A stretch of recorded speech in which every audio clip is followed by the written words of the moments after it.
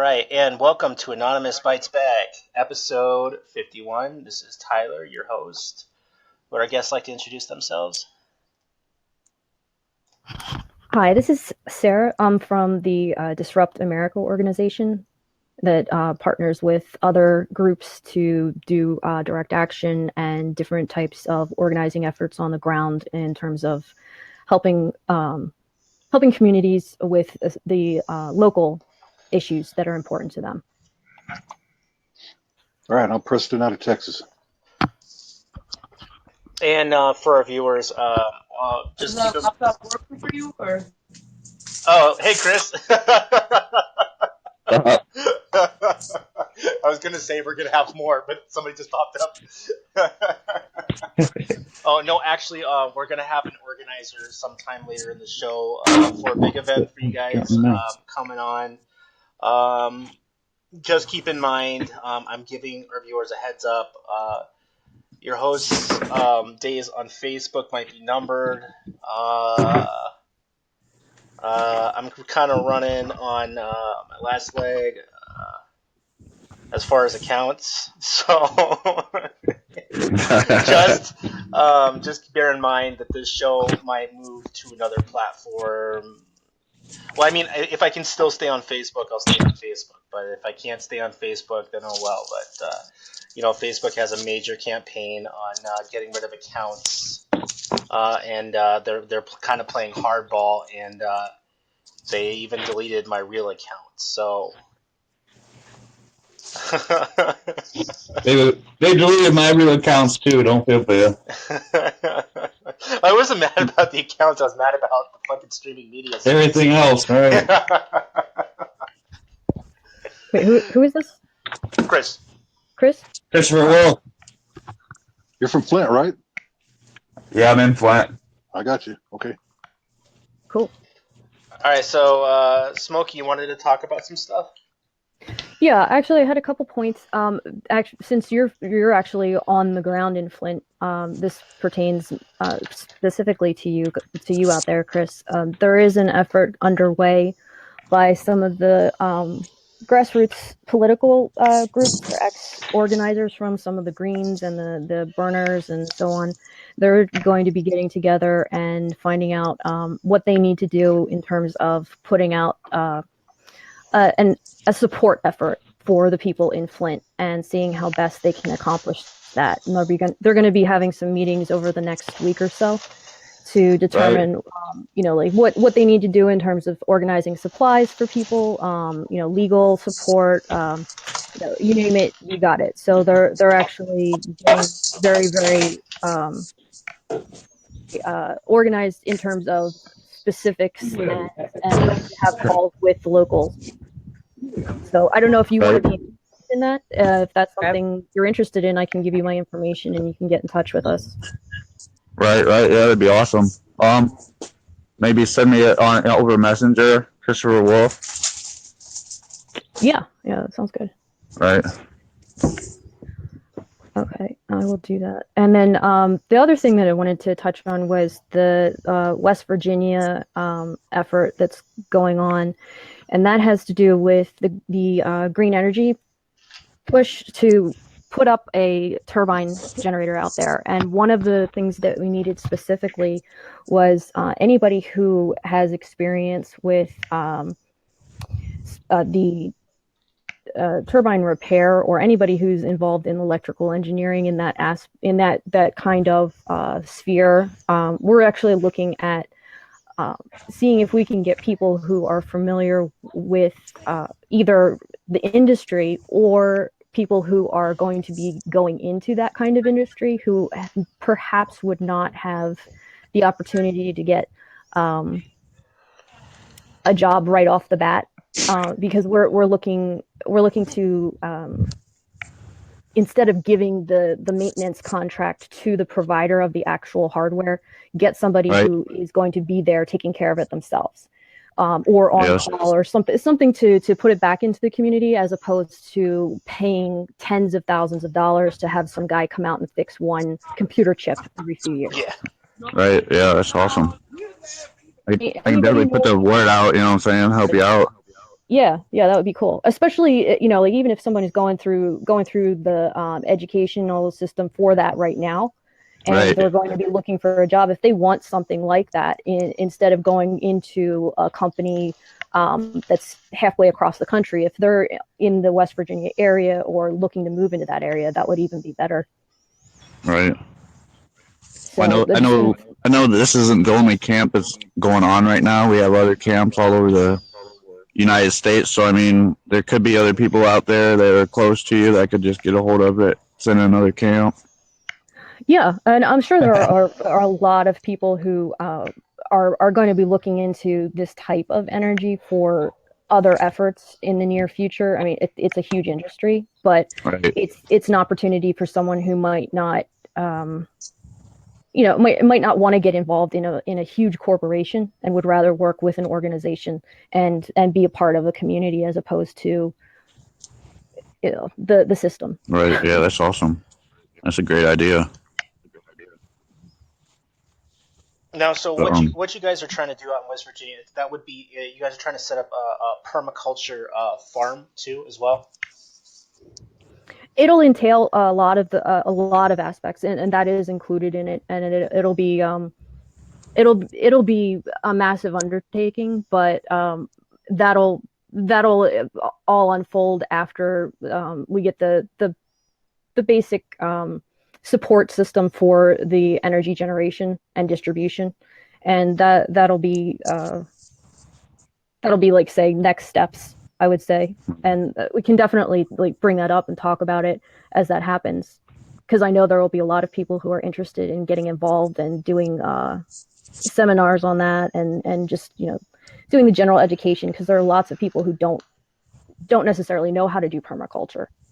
I know that there are some classes even near where I live, and they aren't widely attended, which is shocking. I don't get that. right. No one realizes what's really going on in the world. They're still dumbfounded to what's going on.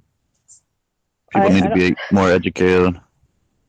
understand, like, if they think it's just like gardening, maybe they're like, why do I need to Right. go and learn how to put seeds in the ground? But it's a different, obviously it's a different level of skill that you need in terms of understanding like how to make it something that you don't just plant stuff and then come back the next year and have to go through the whole Process again. the whole process again. Yeah, I don't think they understand how it's much more sustainable. They might think it's like container gardening or something. So maybe that's that's another thing that I'm Right. thinking about. Yeah. Like, Like you got to how think can we about your best future. advertise this? Yeah.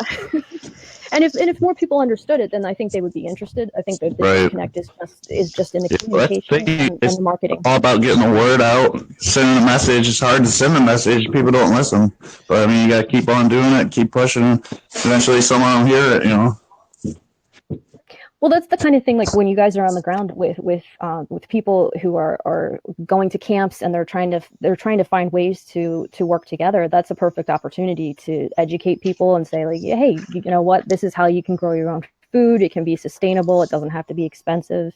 You don't have to buy GMO seeds. You don't have to you don't have to go that route. You can do this, and maybe that's not the focus that everyone wants in every camp, but if there's one person there teaching them, it grows.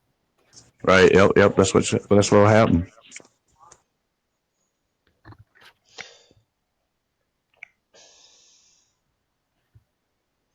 Oh, sorry, I'm drifting.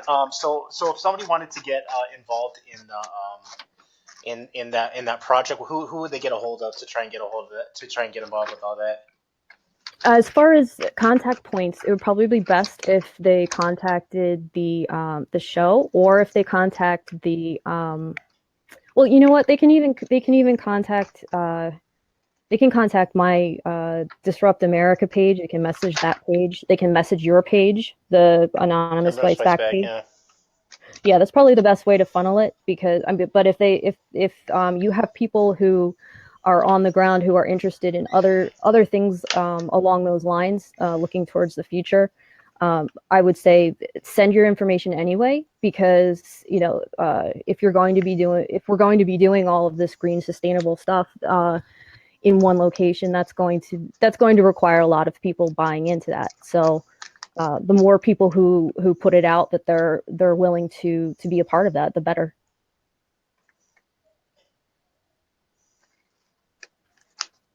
Gotcha.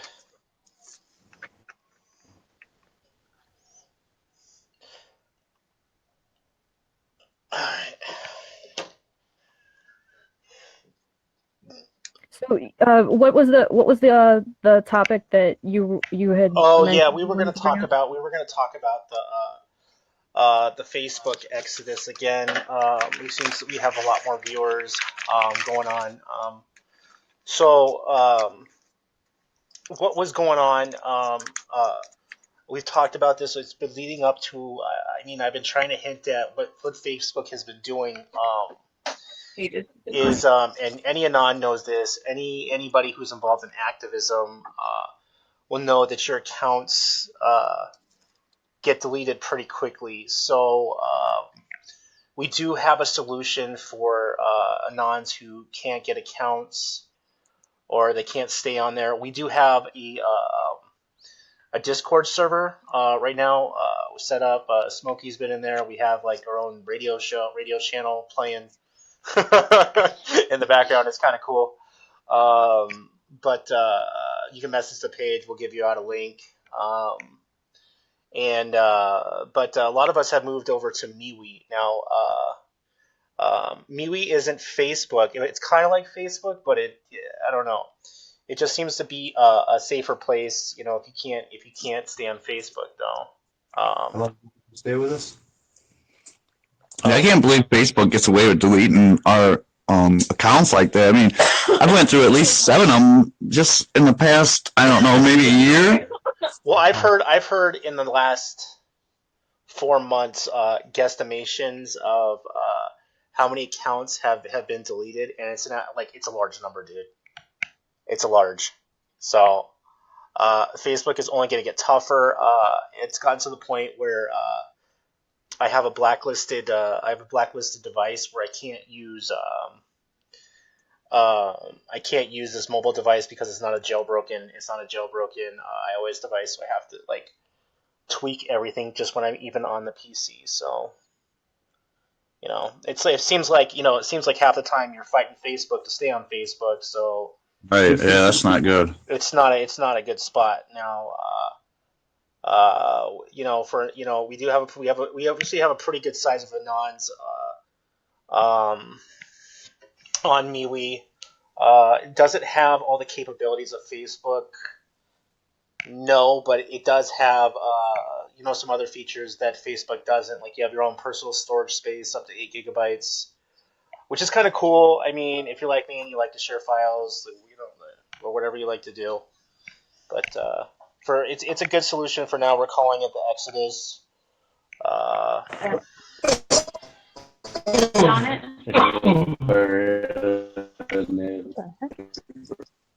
I hate they're switching over that. I haven't tried it yet though.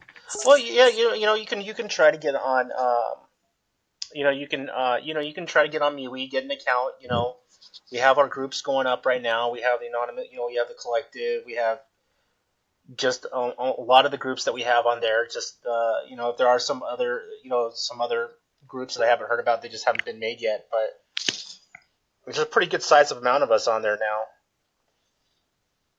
Well, it's definitely a place where we can stay in contact with each other. I know everybody in our group has had accounts going down right and left, and it's come to the point where like we can't even friend each other anymore. No, we can't, because of that new. To our viewers, what's been going on? I'm going to give you a heads up. So it's a little more drastic than them, changing your IP and your MAC address, and what they've done is a little more drastic. So upon a new account creation, they're also doing what's known as a screening process on the names you're using and the emails. That's fucking obvious. What wasn't obvious is that upon new account creations, they flagged other accounts, so that if you talk to somebody or if you add somebody, it's also using predictive behavior. And one of two things is going to happen to your account. It's either going to get disabled or you're going to get slapped with a verify your picture or verify ID. Now, if you're now, you know, what you're essentially doing is you're playing a game of musical chairs with unknown, with landmines wherever the hell they are, online. So it's gotten to the point where we're fighting Facebook, or we can do the latter and just kind of move somewhere else.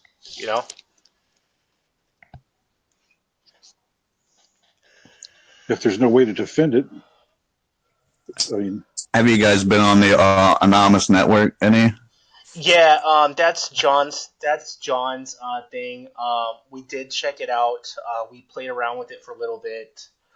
The problem wasn't. The problem was some of its capabilities. I mean, it didn't have all the integrations that. Right. Yeah, it seems like really slow. Yeah, it didn't have all the. No, it didn't have all the integrations of media, but just dump a little bit more time onto there, and Right. it can be done. So. Yeah, get more of a following on there too. It could be better. Yeah. Which I'm not sure which one you're talking about. Is the new app? On MeWe? Oh, you're not talking about Discord. Oh no! Oh, you're talking about the Anonymous Network. Oh yeah. It's on anonsforever.com, and they have. Right. Yeah, that one. Anons Forever. Yeah. In operation. What? It's still in operation. Yeah. I thought they took that down every time. Yeah, we're still on it. The servers down. I thought that they took the servers down. Let me see if it's down again. Ancient. Right. Yeah, I haven't been on it for a couple of days, but I was on it the other day and it was working. It was down. It was down for a couple of days. Right. Why is it not working? Is it down again? Huh. Forever.com. Okay, is it up? It's running. Oh yeah, it's up. It's running. Now, yeah, and then right there, if you go onto their homepage, you click to the right. It says the social network. You can create your own account.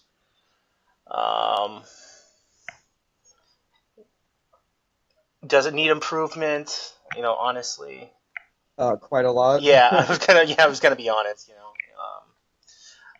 But does it have the potential to be another safe landing zone? Yes, it does.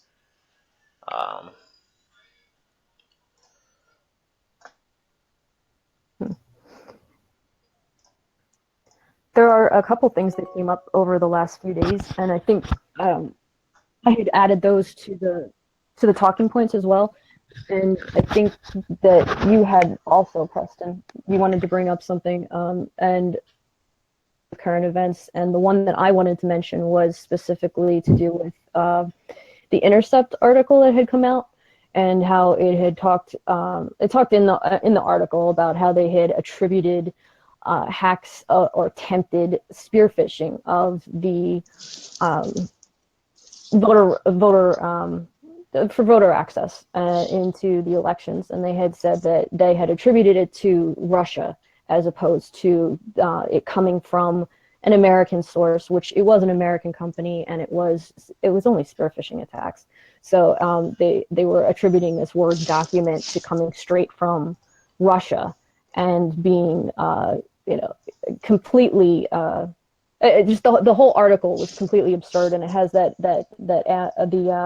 the kid that never writes anything technically correct, and he's assigned as their tech writer, Sam Biddle, who I personally troll all the time. I can't, he drives me crazy, but he was a part of this. I think it was a team of four quote unquote reporters who did the article, and they ran it as their top headline for yesterday.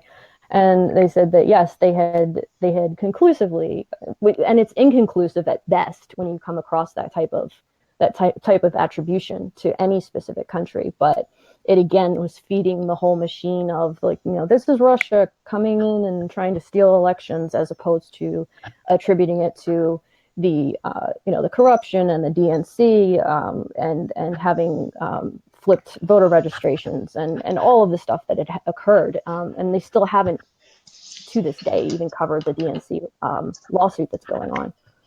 So it's getting really frustrating to even go to The Intercept as a source of news. Aside from Glenn Greenwald on there, I don't even think that there are very many journalists left, aside from the journalists that handled the Tiger Swine article that just came out. Like, I would treat most of what comes out from The Intercept at this point with a great deal of suspicion, and if you're using that as a space for getting reliable news. Yeah, they used to be better. I'd say articles, about half of them you got to really question, but they still put out some good material.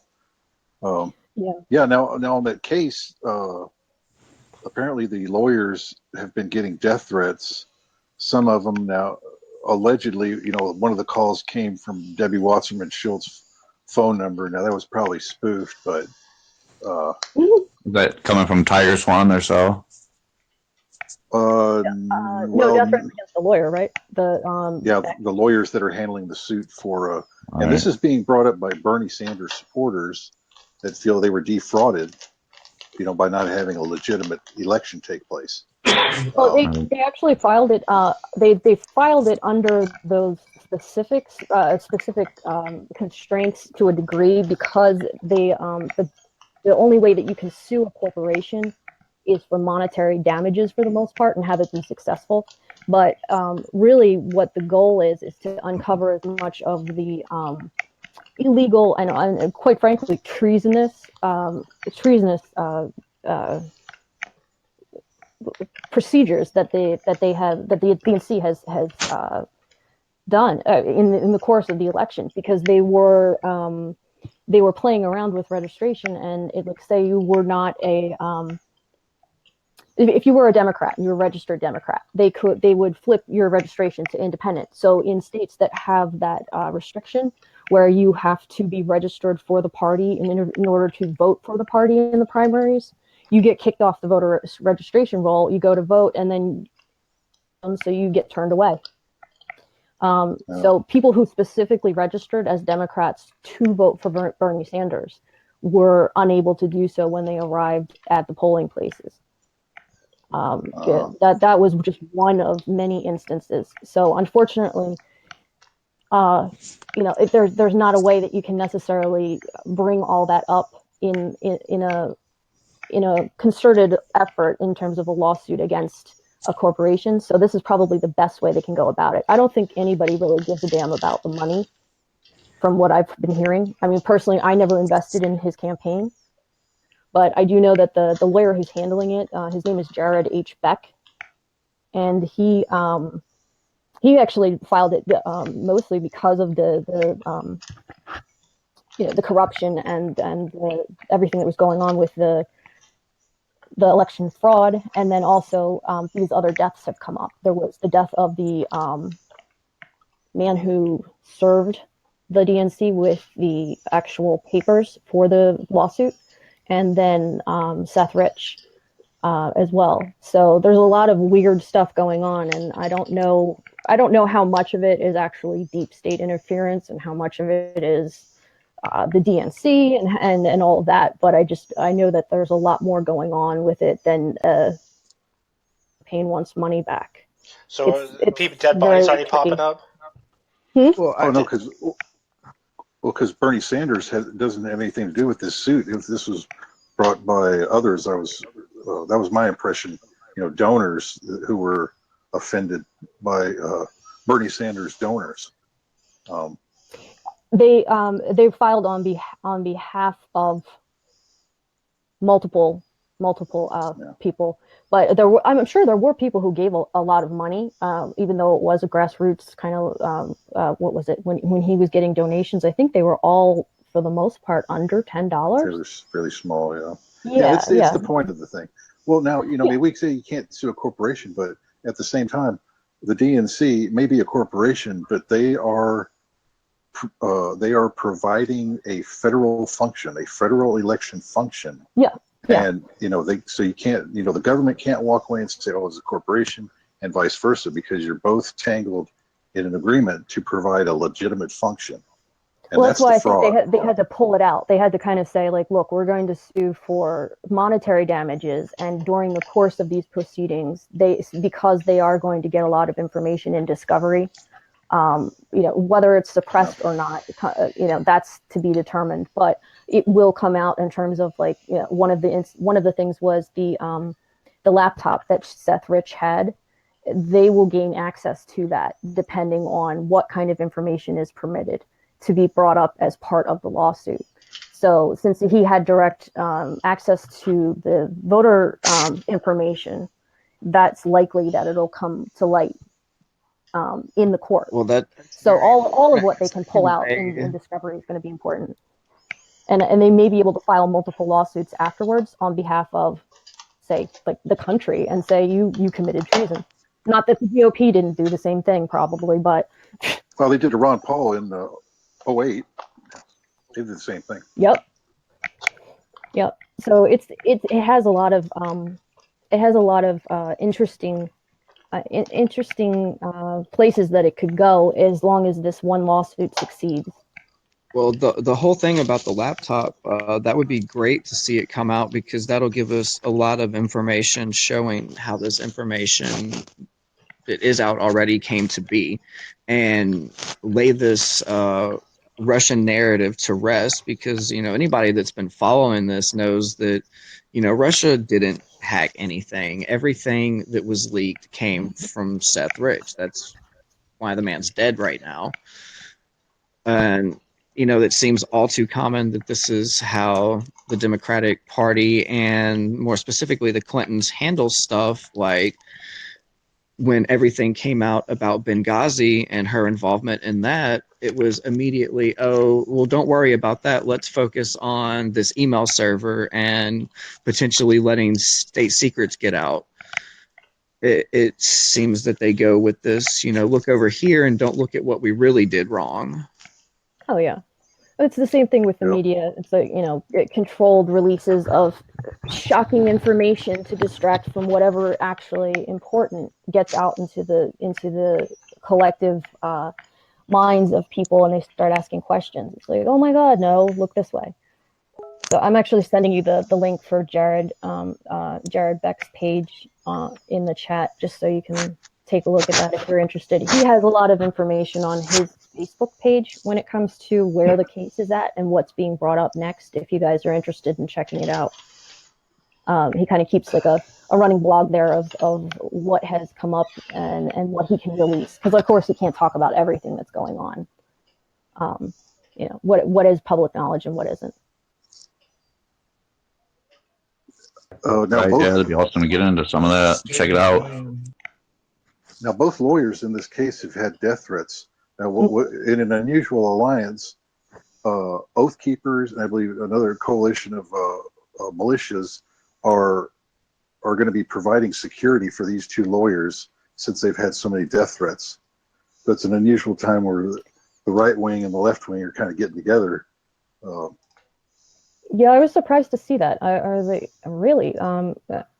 Although I didn't know that there was specifically an alt-right militia. I thought that was even more interesting that they were pairing up. But there's a whole article on wearethemedia.tv.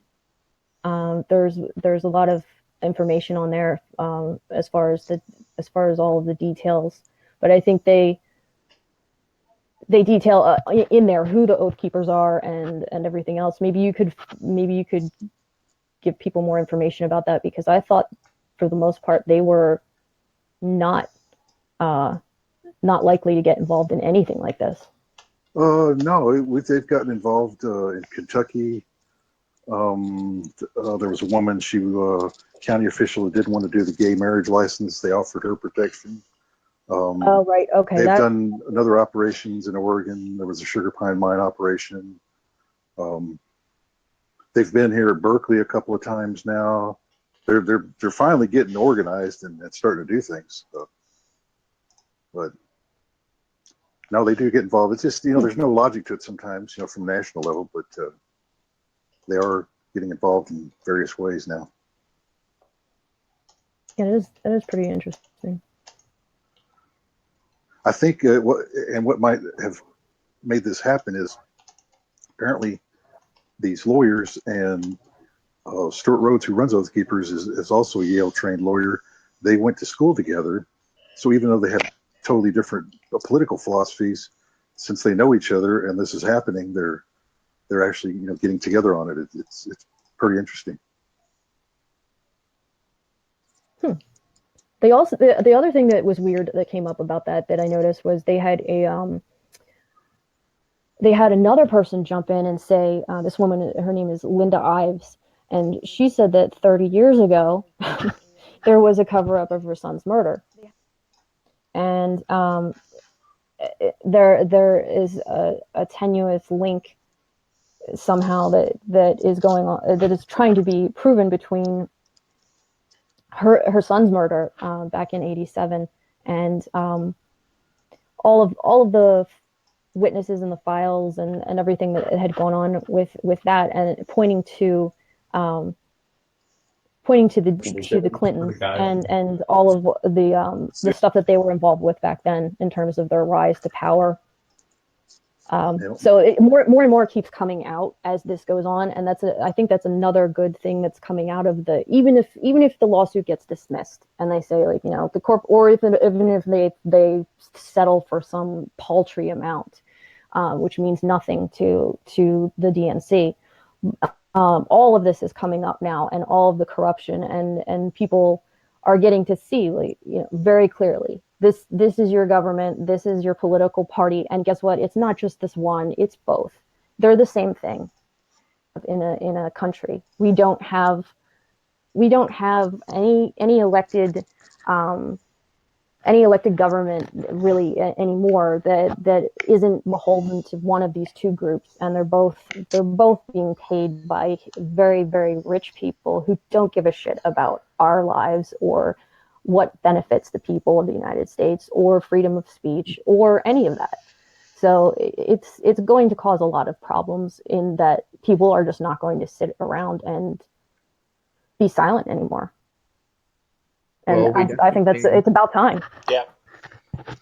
We definitely saw that it is both sides that do this in the last election season, the way they completely shut out Ron Paul. I mean, he couldn't even get a question at a debate. They would literally go down the line and ask everybody the same question, and everybody would answer, and then they just skip Ron Paul and go on to the next question.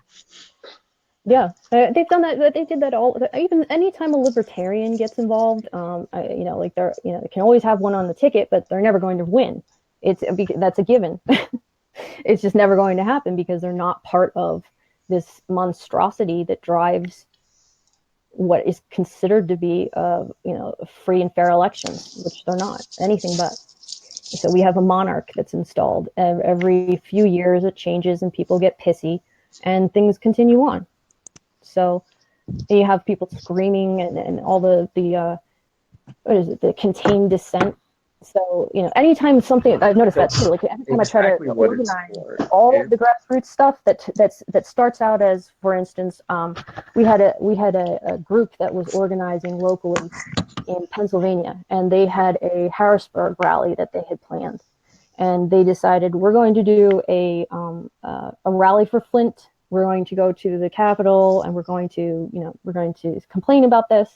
And as soon as it started to go national, the same date that was picked for that specific rally for Flint, to stand with Flint across the nation, they decided to come up with that March for Truth shit. And that got organized, and then everybody's out there protesting, saying, like, we need the truth, we need the truth. Well, you're not going to get the truth. You need, and every time something like that starts to go national, and it's a consolidated effort, immediately the groups that see that, they're just like, okay, well, we're going to co-opt this date and turn it into kettling of everybody who's on the street that's actually saying anything that matters, and everyone else can march with their little pretty signs and walk around and act like it's making a difference. Last year when we went up to Flint, they tried to demonize any effort coming from a national level, like it was when there was a large part, still a media blackout going on the whole situation.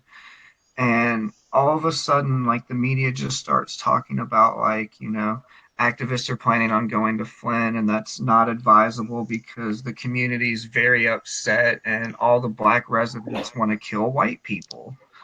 And they started pushing this narrative all over the news, and, like, our whole crew is like, that sounds a little weird that, they've got water problems and their answer is to kill white people.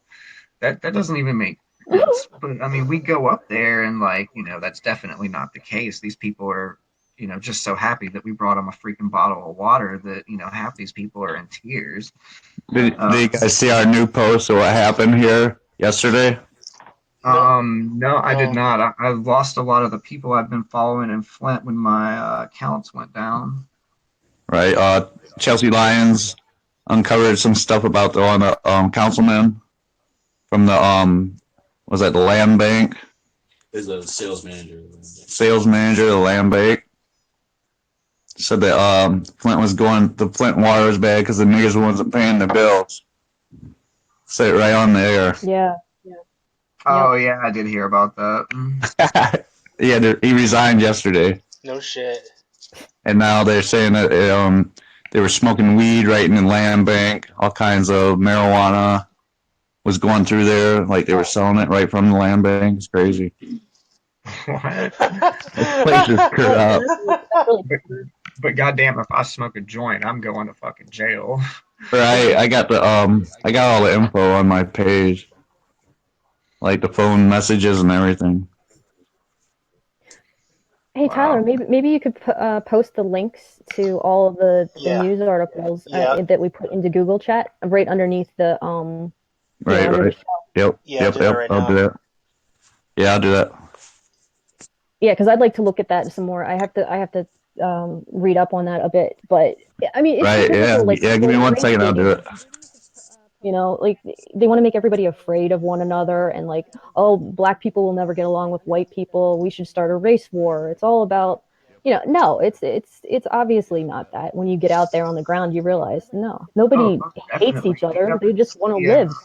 They told us that when Ferguson was going on. They told us that when Baton Rouge was going on, and that's exactly the case. You get out there on the streets, and it ain't nothing but fucking love out there. Yeah. Well, it's for people who can't make it out, who actually or stuck in a job where they can't afford to quit, or they'll lose their home and their kids, and they're supposed to believe that, but it's that they're not going to get the chance to have the interaction on the ground and see that. So that's another reason that the independent media needs to start picking up the slack and get out there and start reporting on the ground and making it clear that this is not true. Like, every time that something that's such obvious bullshit comes out on the news, it needs to be countered and brought back and smack them in the face with it. Yeah, that's a big part of what I try to do, is I try to capture the story that's not going to get told. Get those shots that tell, what's really going on at these, rallies, marches, whatever the hell's going on. Yeah, because I mean, at the core of it, there are some really good intentions. I think, like, not all of it is like Soros paying people to agitate. It's a lot of people come together and they say we're sick of this, and then that's seen as dangerous. Larger organizations jump in and take it over. The same thing happened with the Women's March. I mean, that was something that was not ever going to be about what it became. It was started because people were tired of not getting health care. They were tired of people being treated the way they were for having a different skin color and looking like they might not have been born in the United States, which it boggles my mind too. I mean, like, it's just absurd.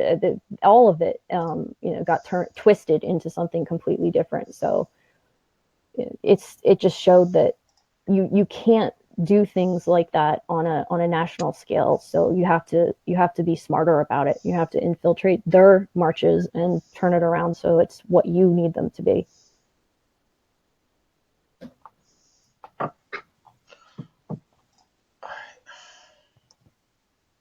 Actually, there is one thing that that I did want to ask about Flint.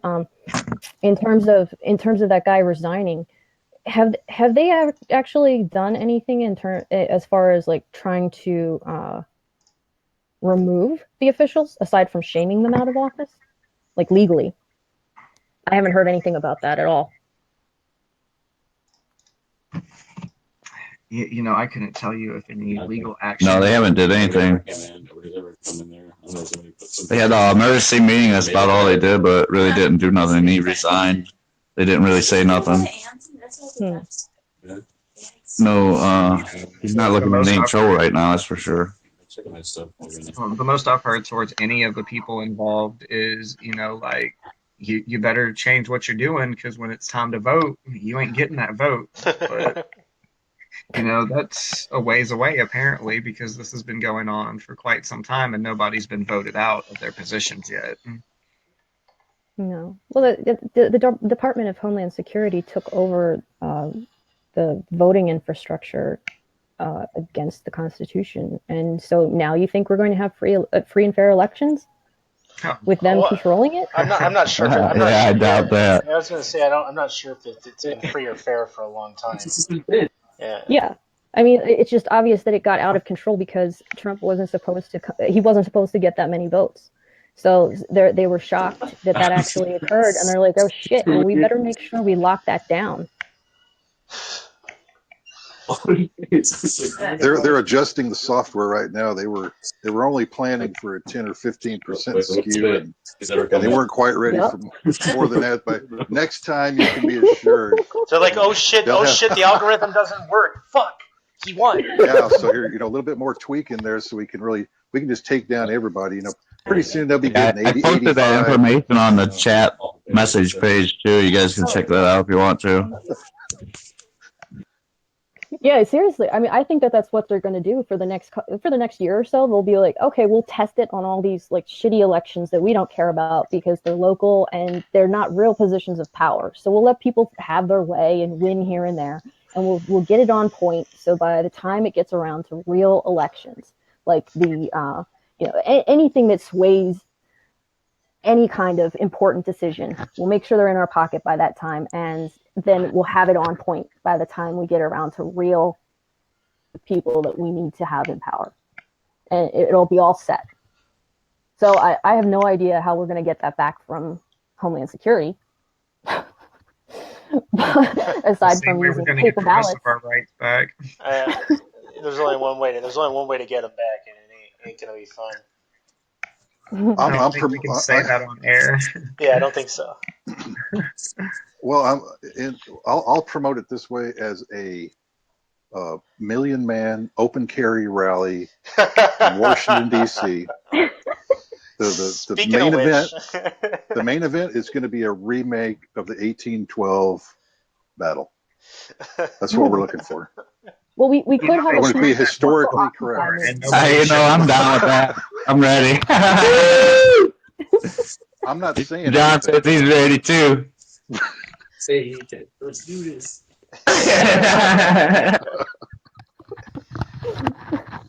Well, yeah. The other thing, aside from taking a peaceful stand and setting up camps and having an actual Occupy movement where you demand change from the people who are already in power and hold up their ability to keep passing things, and that would have to be done, of course, with the aid of open carry, or people who are willing to stand by that and say, we'll be here to defend the peaceful people who are sitting there and camping out. I was actually thinking about opening a camp just to protect the peaceful people. That would be like the ultimate camp. Right? Yeah, like you have the two separate camps, but they're working in tandem. The two separate camps, but they're working in tandem to protect each other and to make a statement. But I mean, like aside from that, that would be great. Oh yeah. At least they know they were safe. You know what I'm saying? Exactly. They wouldn't mess with you nearly as much. Right. But No. aside from that, you definitely have to go into into educating people about getting out of the system and getting into permaculture, transitioning to green energy. Yeah, I definitely want to learn Transitioning more out. about that permaculture. Definitely share that on the page.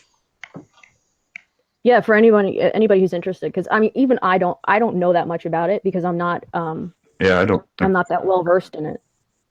I'd like to learn Our more. guy's Oh yeah, been yeah, saying is, yeah. We need to learn a lot different ways of how we're going to do it in the future because everything is going to shit pretty much how we're doing it now. I mean, we all got to listen and learn about new things and how we can change, or we're just going to destroy the rest of this world. Well, the only way out is to find another way besides capitalism. It's unsustainable. Right? The Right. only way Well, for capitalism to maybe work we is to could. inflate it with products that we don't need and build things to break so that people keep buying and working their lives away for shit they don't need. And our world's never going to improve as long as we keep doing that. Yeah. Well, it's a vicious cycle. And I think that the alternatives are even maybe crowdsourcing things like solar and wind, if you need to, for different communities, and getting people involved in mass education as to how to sustain yourself outside of that system. So when it comes time for people to actually feel like they can act and be empowered, they have that ability to step away completely from the system and say, I'm not supporting it and I refuse to participate. Most definitely, I'm trying to get to that point. Looking for land right now. Looking for some reliable people to go in with.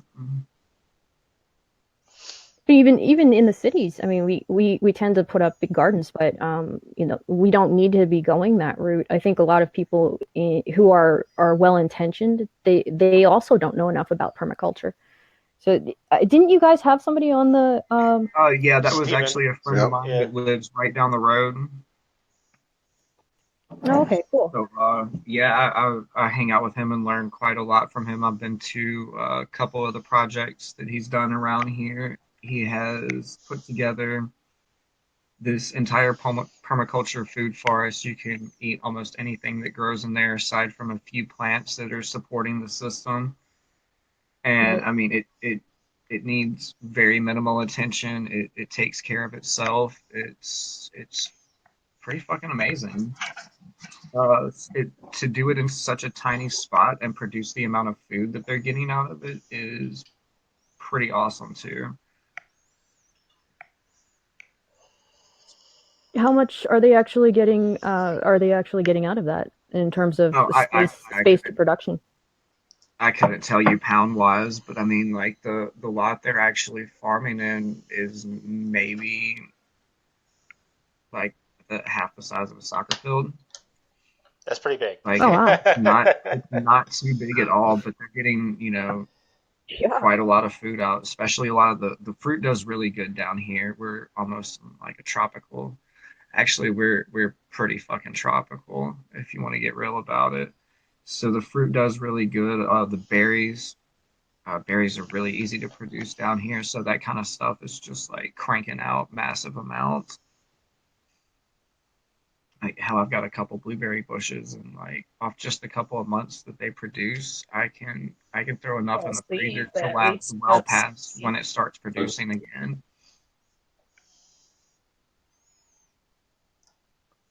Yeah, that's what all of the local gardens need to transition into to be more to be more effective because they work with the co-ops, and then you have all these co-ops that are saying that they don't have enough to supply the local communities even in the cities, and that shouldn't be the case. That shouldn't be the case at all because they have I wish that was the lots case bigger than here. half a soccer field. It's Man, just here crazy. here we have the exact opposite problem, and it's like these co-ops are facing going out of business at this point because like they're not able to like just do enough business to even think about breaking even. I've seen a couple of them posting like, when you come in, if you would just buy an extra $15 a month, like we could make it. And man, that breaks my heart to see that. Like, while meanwhile, you got a line a mile long at Walmart at every freaking register and baskets loaded with shit. That's Well, fun. that kind of goes back to the what is it, the desert, the food deserts, and how you don't have the shipping network that is given to the big box stores, because the tractor trailers aren't, it's not worth it to them to ship out of areas or into areas that have more rural locations. But if there was even I mean, of course, if you have the communities built, you don't need to do that. You have an excess of supply, there's no reason you couldn't ship that out to locations that don't have that available. Right. Yeah, they should do that for free. Yeah, I mean, or even like doing what they do with the food banks that get stuff that comes through from the different donors. They have networks of people who are volunteering to ship it back and forth, like just people who put the box in the back of their car and take it 10 miles down the road. Yep, that's awesome. I love that people So are doing that nowadays. Yeah, probably like.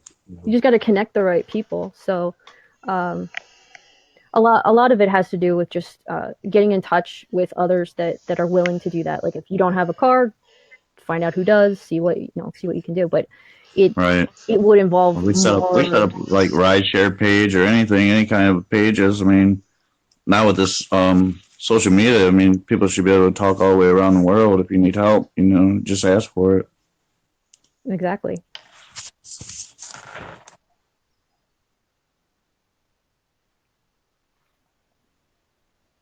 What was that? There's something in chat. Oh, Let me see. so, Unmute your mic and say that. oh no, I was talking about selling electricity to fund the rest of the projects. Oh, I gotcha. Oh, okay, yeah, and green energy to fund everything. So in other words, I think like going back to the idea of if you are installing turbines, wind turbines, then you can generate enough energy to sell that back to the local power grid.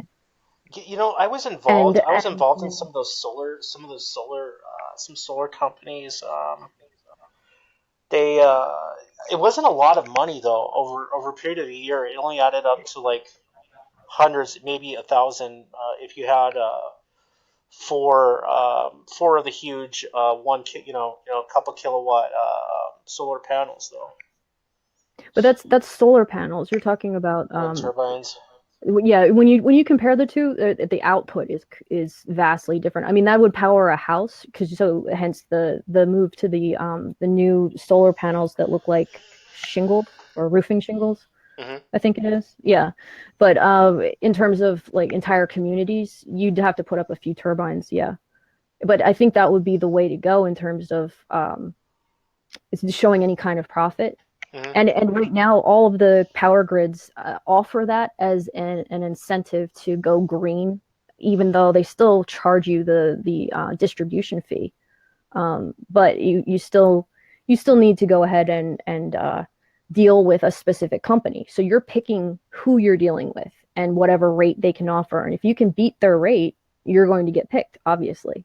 So if you can generate it and sell it cheap, I mean, you can even just start with the local townspeople, offer it to them for free. Yeah, I was going to say. Right. Yeah.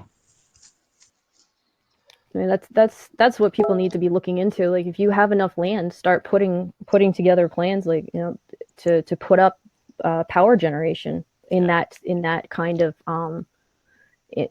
capacity. But of course, and somebody else said that solar might be efficient, but wind is cheaper. Yes.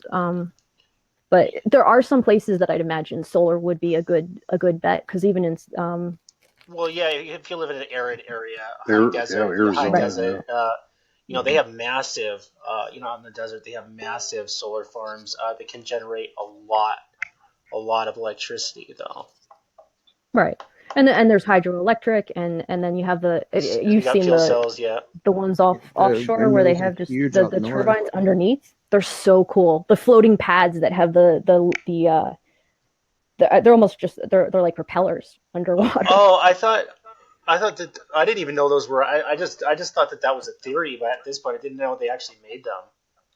Yeah, Well, like with the they currents. have invented now these turbines that go, or maybe it's water pipes with turbines, but you've got your water pipe and then you got your turbine in the middle. The water flows through, turns your turbine, and free energy just from moving your water through your water system. I Yeah, mean, if you're up in the mountains with a water supply, that's a great one. Oh, Some mountain men from years ago, that's what they used to do. put the You little just need turbine a in the water river. turbine. Yeah, Yeah, you can put out a lot of power. the well, rivers. even if you're collecting your own water, you would most likely still build your water system the regular way. You would just hook it up to your own supply instead of a city supply.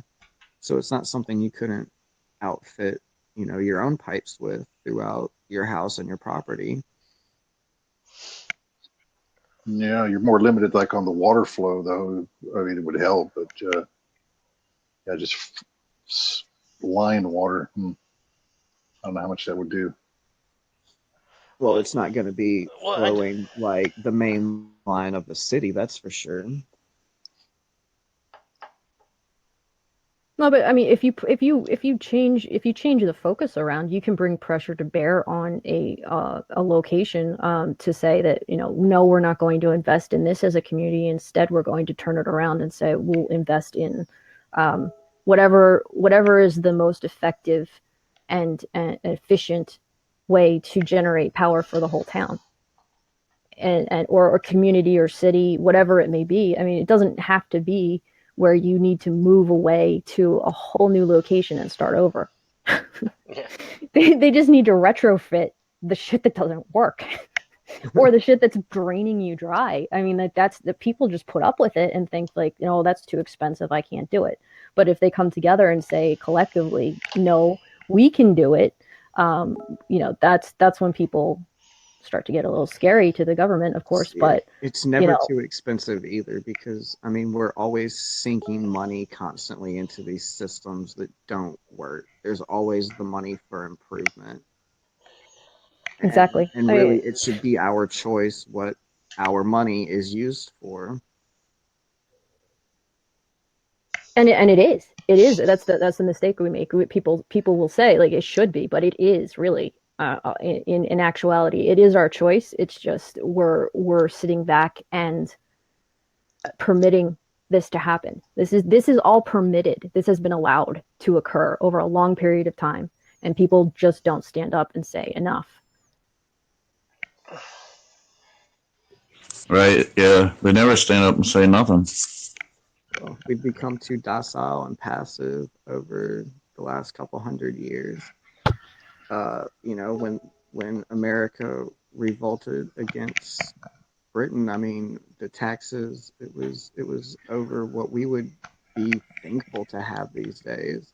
Oh, the shit that they're trying to pull on us as the citizens. We would have. The protest did start out. There was no protest. Back in the day, we started burning shit and shooting guns. Well, yeah, there was protest. Right? Go crazy. Shoot the pistols in the air. There's a History Channel miniseries. It's like probably about 3 hours long, the whole thing, called Sons of Liberty, that tells a lot of the story like leading up to the big events of the revolution. And there was a lot of protests. Think about the Boston Massacre. That's kind of what we're faced with today. I mean, like, that was pretty close to Standing Rock. They were protesting and things got a little bit out of hand and they came out and shot people in the streets. Not much difference between what happened at Standing Rock. I guess nobody died up there, but there's that. Well, nobody died only because they knew it would shut down construction on the pipeline, and that would be probably permanent.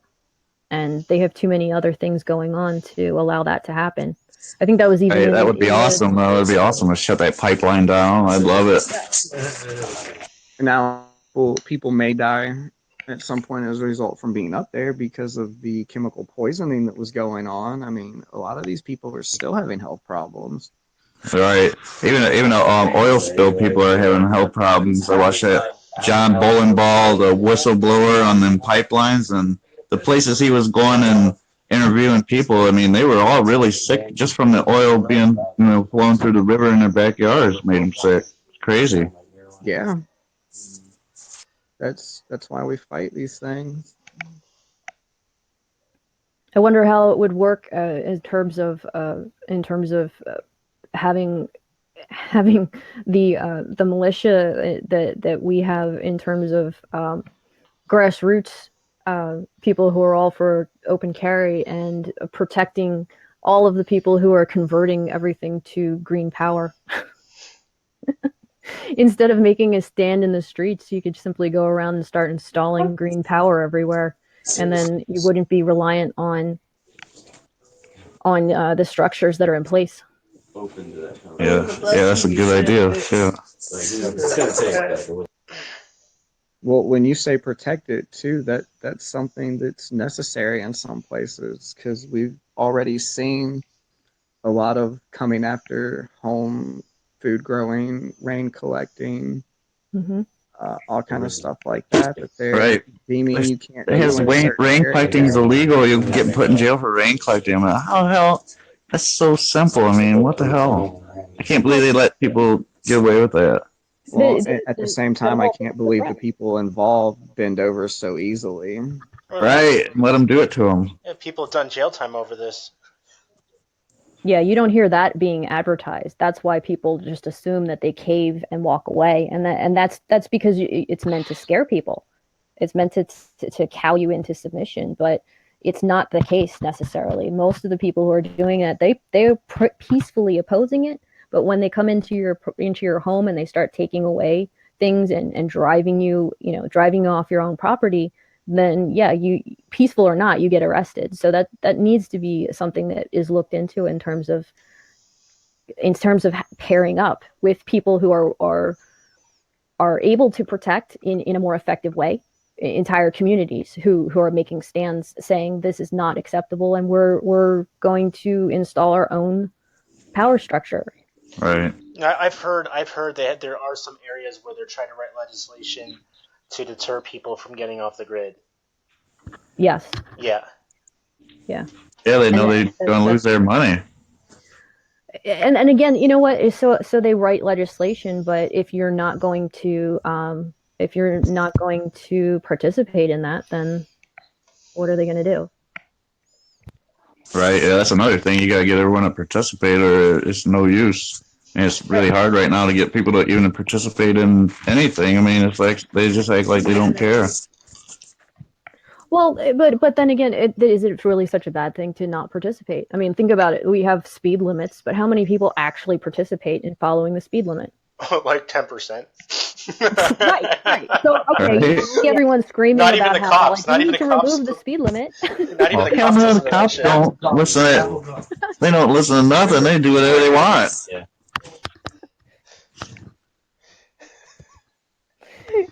So you take that to any example of where there is some kind of law, quote unquote law, that is supposed to be followed, participated in, that is completely absurd.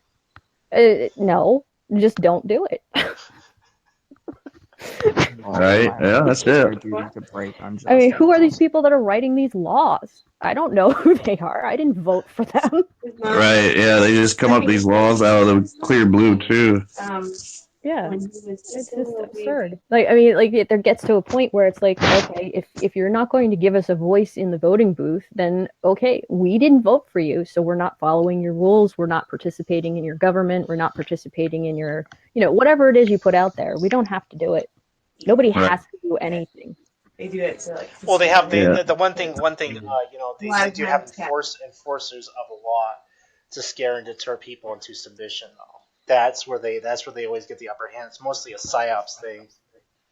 Right. Because if you think about it, how many people, that's why they had to bring in contractors, because ultimately the goal is not, I mean, Tyrus One was some pussy operation because obviously they did a whole bunch of stuff that really messed with Standing Rock. But do you think that they're really the big powerful entity that's coming in and going to be the official standing army that takes the place of everybody that's militarized already in terms of the cops? No, it's the sacrificial security group that is just going to set a precedent so that when Blackwater's real forces come in, they have legal authorization to actually step in and control the country, because there isn't enough law enforcement, local law enforcement in this country to enforce martial law. No, there's not. And I've been saying that a lot of people don't want to listen and they're afraid. Right. Yeah, they're not even close to having enough. Rising up or resisting is going to get the whole country locked down. And they just can't do it. It's unfathomable. Hell no. And there aren't enough cops in the local law enforcement groups that are even willing to do that kind of shit. I mean, there's no way that they would say, oh, okay, I'm going to participate in that. Right. And how many National Guard are going to do that? Morals. They know what's right and wrong. That the entire National Guard and the entire police force were to comply and enforce martial law. It would take all of them, every last one of them, to make it happen across this country. Hell yeah, because we're fighting back. And they would be worn down and tired of it and stand down within a fucking week. They wouldn't be able to keep up. There ain't no way they could keep up. No. I'd be laughing about that all the way till I go to sleep tomorrow. Yeah. Look what happened when France tried that shit on a not even a whole country scale, just on a large scale. It was like a week or two when the cops were begging, like, please stop, get off the streets. We can't take it anymore. We need sleep. We're too tired. But yeah, I mean, seriously, what do you think the ultimate plan is? It's to set up laws to say that they're allowed, these paramilitary contractors can come in and work in tandem with the established governmental bodies or whatever bureau they come up with next to enforce whatever they need to, and it'll be in the name of terrorism and keeping people safe and right. Yeah, once they see how many of these camps are setting up around the country, you're probably on the right track. Governmental bodies. That's why we got to start setting up for that now. Yeah, if you start focusing on those things instead of worrying about, well, how are we going to change the laws? How are we going to, make sure that we install the right kind of people into office? Like, there are people working on that, and that's great that they're doing that because they need to have a focus. But for the people who would think that standing in the street and screaming about it does something, yeah, that only goes so far. You can only do so much doing that. Yeah, just disconnect from the system and start talking to groups that are interested in participating. Yeah, that's why we try to get as many people to these camps as we can, because the more people we get, the more people are going to realize what the hell is really going on in this world. I mean, something's got to change. Well, that's people part of the realize for the media, like the independent media, to start working on that kind of thing. And when I say independent media, I don't mean one organization. I mean individuals just even streaming from like one location on Facebook. Right. Yeah. Truth Against the Machine. They try to do that. Yeah. And I mean, like they have that to a certain degree because they have people who are being they have GoFundMe pages and everything, and that's good because they have people who are dedicated to it. And then also like with the Disrupt pages, like I've been giving access to people who are local, just like wherever they are. Made a GoFundMe page. I gave my job up and everything to come to this camp. I mean, it's tough, you gotta survive. It sucks, but something's gotta happen. Well, you're doing reports on everything that's going on there? What's your? Oh yeah, I try to. I try to go live on Facebook whenever we do a march or a rally or anything. I try to go live. See, some of us went to Standing Rock with no money, and we still have no money. Right. Yeah, there's people here from Standing Rock. I mean, the water protectors. We're all water protectors, but people from Standing Rock are here. Well, you should add some of that information in too, so people can know where to check out your page. Because I'd like to see what's going on. Right. Well, And Wolf's Den of Flint is our camp page. Mine's Christopher Wolf. Where you go to Wolf's Den. Okay. I've got that up on the Clean Water Coalition page as well to direct people over to the Wolf's Den to check on that. We're on Change the World too. Change the World? Okay, yeah, cool. Change the World. Change the World. Is that on a Facebook page or is that? Yeah, I think that's a group.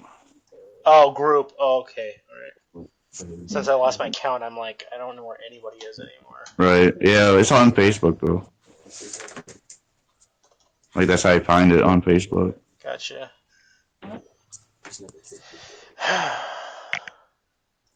But yeah, this Flint is really corrupt. I can't believe all this stuff that's going on right now. It's crazy. Well, yeah, it had something had to go majorly wrong for it to get that bad. Right. Yeah, and people just let them do it. Like, you know, like she was saying, people don't stand up and say nothing. Like, we got to come from all over the country. I was a local 886. I worked for a Masons union. I mean, I gave up a $40 an hour job to come and fight for the people of Flint. It's kind of crazy, but that's what I felt. That's in my heart. You know, my heart told me to do it. Yeah. Right. I didn't know, you know, someone's got something. Everyone's sitting around talking about doing stuff, you know, it don't work. You got to get up and actually go do something. Show that you want to help, and then, you know, we can get you in the right spot. Frankly, I have. Sounds like a party going on there. Hey, it's not me this time. I mean, I don't even know. Well, part of what we can do is also provide very specific actions for people in terms of like how they can get involved and what they can do. I think a lot of it has to do with like people will come and look at pages, and they're all so dispersed that you have to know who is on the ground at all times to be able to keep up with everything. But if we can start providing maybe some more consolidated locations, like with the local the state and city pages that have been set up by different organizations and like Disrupt has done to give you a specific place if you're in that area to come and look at what's going on in your community. Right. And then you can turn around and say, well, gosh, that's right next door. Maybe I should get out and go talk to them. I'll tell you one thing, I know our camps are really organized. Like, we try to keep in contact with everyone on all the camps. Like, I'm in contact with almost everybody in each camp. So, you know, we got some organization going. So, like, if there's cooks or, like, nurses or anything, like in the medical field or law industry, we can send them in the right direction so they can be at the right place. Yeah, that's what I'm thinking. Like in terms of on the ground stuff, and then the people who are involved already in the movement, like everybody communicates really farmers, well. all that. I mean, everybody needs to come. Yeah, but anybody outside of that circle, they don't know where to go. Like I find that to be the case whenever I talk to people on the ground anywhere. They're like, how do I get this information? It's not like they don't know where to go from like to separate from the local news. And look into like how things are actually evolving on the ground communities, which is because everyone don't have Facebook. You know, I try going on any radio show or anything I can just to promote it. You know, you gotta do something. Well, there's lots of lists going of different water protector camps all across North America, both Canada and the United States. Is that something you might have yourself? Doing much better. I'm even in college. Sounds like somebody's getting. Yeah, that mic's on. I can't hear nothing hardly. Steven. I don't know who it is. Steven. Right. Hey, is that better? No, you can still hear it. Steven.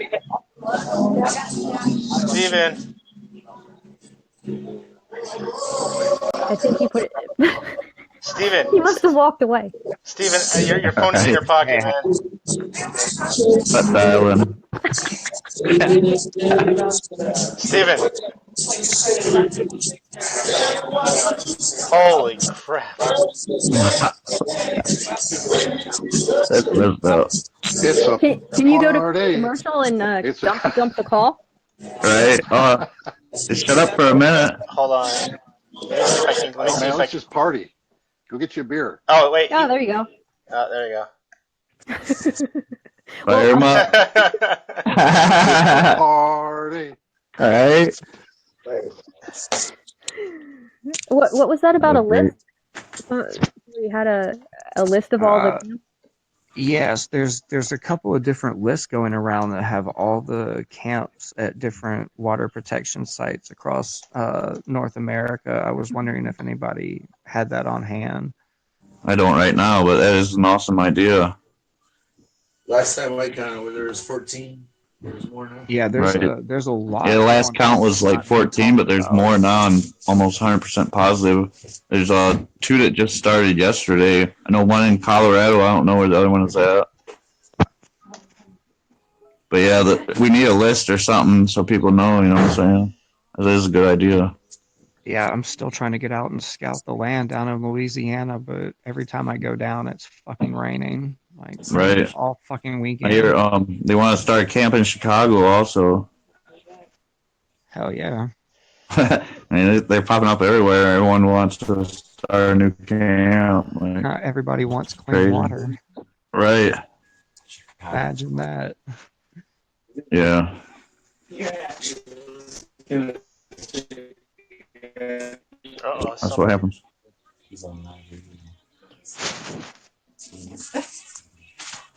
Let me see if Jody, I know you're in the audience. Can you want to hop on?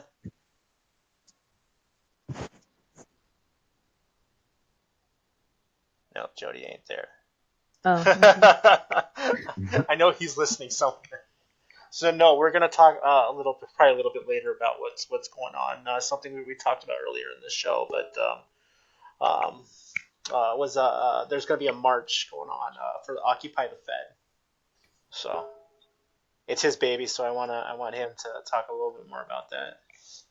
Oh yeah, okay. I saw. Right, yeah, maybe we get some camps together and go on the march together.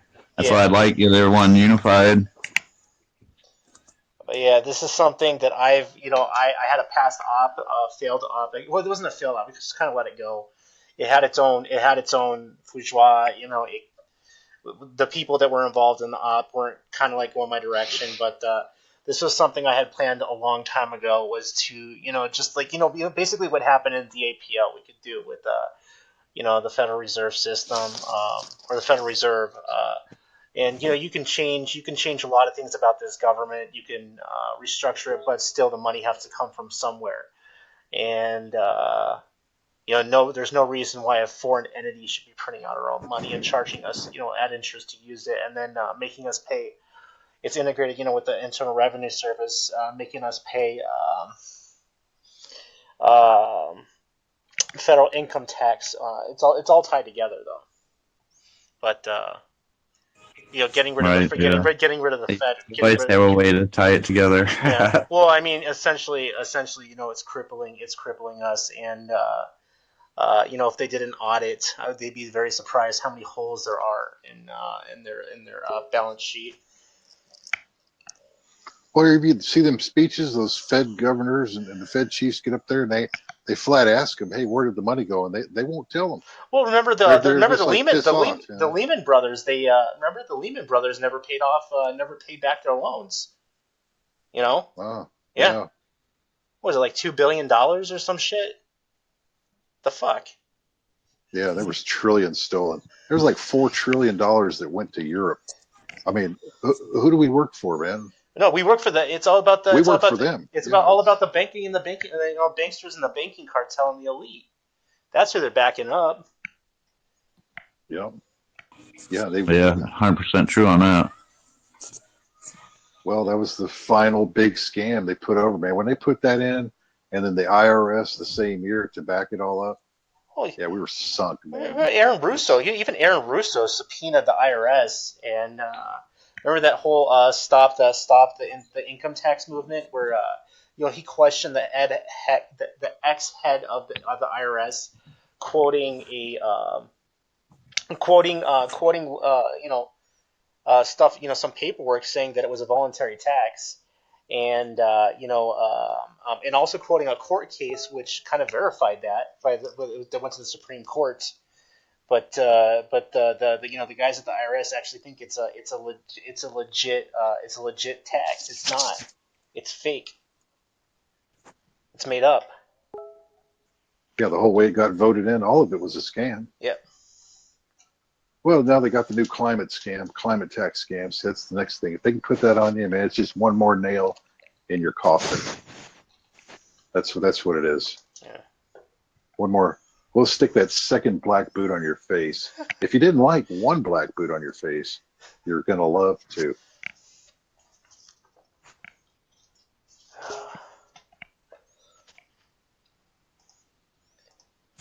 Well, why the hell everybody licking boots then? You bootlicker. Yeah, but there's a whole page on that too. Like, right. There's even absurd laws with money. It's essentially even illegal to deface or destroy money, which doesn't make any sense to me. Oops. Right. Who enforces that shit? Like, oh, you burned $100 bill. Whoop-de-doo. How you go arrest me? They'll throw me into prison. Secret Service. The Secret Service will arrest me and put me away for 20 years for burning fucking $100. Or writing fuck the system on 100s. All right. No, sir, I can't take this dollar. Well, according, because it has the 2 serial codes, you can actually still use it, even torn in half. No, wasn't that instituted back when it was actually based on on like the gold standard or on silver? Well, it used to be backed up by. They used to be. Nixon took care of the last of that. Yeah, they were silver notes, and then they were backed up by gold at one point, but now they're backed up by nothing. Yeah. So now it is really just paper. Dog is worthless. What do they call it? Not a fiat currency. When it's just a faith-based currency. No, it's a faith-based government. Remember, separation of church and state. That shit doesn't. Yeah, I was gonna say. But yet they still use it in the courtroom. So.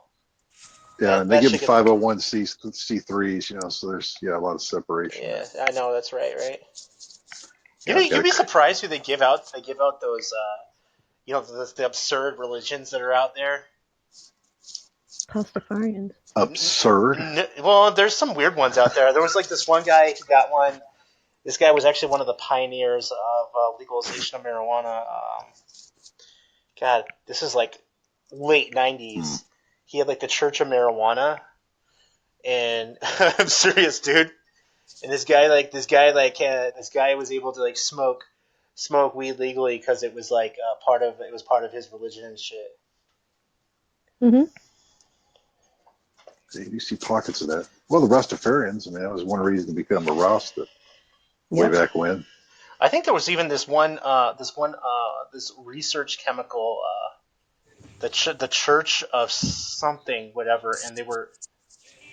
I'm not sure if they ever got the right paperwork, but they were claiming they were a religious institution and were legally allowed to do drugs. I'm not sure if it was legit though.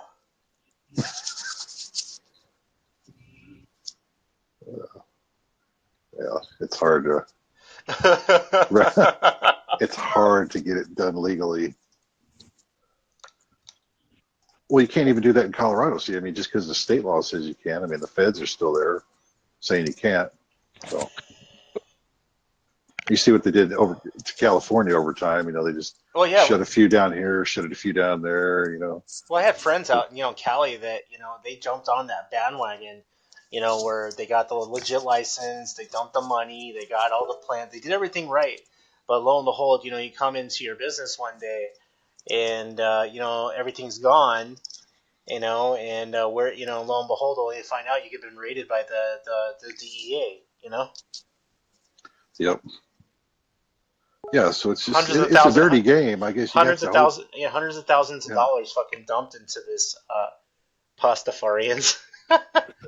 you gotta you gotta hope you make enough before the hammer comes down. If you do, great, but if you don't, well, it's bad luck. Hey, I got Chelsea Lyons here from the Truth Against the Machine. She'd like to say some words about this thing she uncovered here in Flint, if you guys don't mind. Okay, cool. Yeah. Cool. Hi, everybody. Hello. Hi, Chelsea. I just want to say that, while Phil Stair has resigned, there's a much deeper issue that is going on at the land bank and the land grabs that the land bank is doing. This is all in place so that they can put in a plan of gentrification of Flint. It's a much deeper problem than just one man, and I want everybody to dig into the land bank and demand a independent investigation of the land bank practices and every decision that Phil Stair ever made within his position.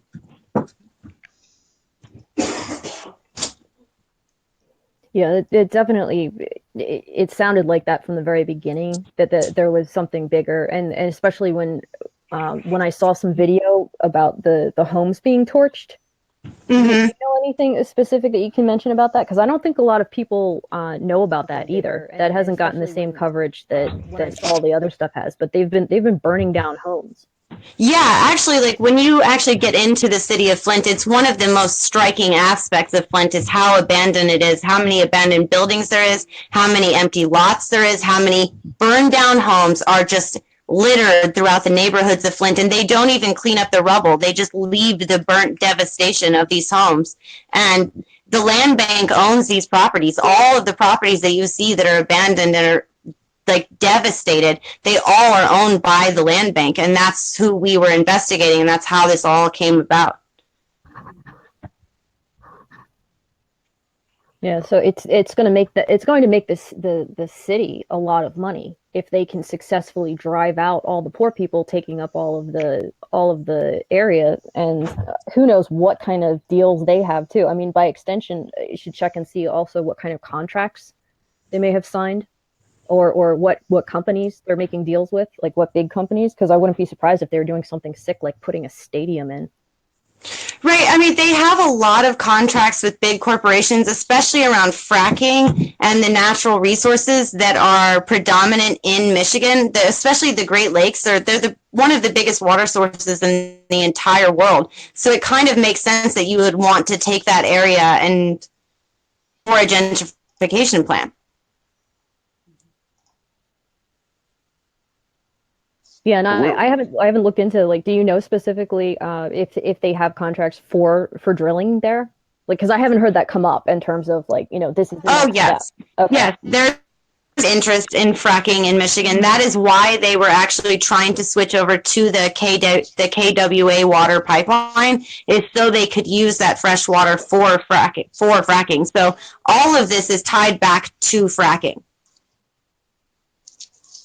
Okay. Well, that makes that's even more sense than, I mean, ultimately that's the most profitable, but it's not, when you say gentrification, usually that means that it's for a just for a new apartment building or something else that's causing an influx of money. So that's even more disgusting. Yeah, there's a lot more than one issue that's going on here in Flint. They've been pushing people out since the 80s, long before the water crisis. They've been pushing people out of this area, and the land bank itself is just holding on to these properties. They're not doing anything with them. They're just holding and wait for when everybody is gone and they can rebuild. And they're making it absolutely impossible. I mean, what is the best way to make it impossible for a civilization to survive in a specific place? You kill their water source. And they killed their water source, and it's still been 3 years, and they still have poisoned water. And they're actually, like, telling them that they can drink the filtered water and it's safe to drink, it's safe to shower in, but it is most certainly not. They are encouraging the people of Flint, Michigan to drink and ingest poisoned water. That is malicious. There is nothing more malicious than telling people that it is safe to poison themselves. Well, what would the lead levels are like way the hell off the chart on that shit, right? Yeah, the lead levels are insane. And even though they've switched back to a clean water source, the pipes are absolutely destroyed. So you could run Evian water through these pipes and you would still come out with lead water no matter where you were. Well, that's the real reason then that they haven't gone in and replaced the pipes, because they have no intention of ever doing it. I think they do have the intention of doing it, but they're not going to do it until they drive everybody out. But once everybody's out, they'll come in, they'll replace the pipes, they'll fill the city with high rises and colleges and Starbucks, and they'll rebuild a tech industry here on the ground in Flint, Michigan, and it'll be a whole new world. They've already started talking in city council meetings about changing the name of Flint to get away from the stigma of the water crisis. Well, yeah, I mean, that makes sense. You know, I mean, once you drive out all the people, you know, the land prices will Call it Evian. Yeah, I mean, and all the liens in the government, you know.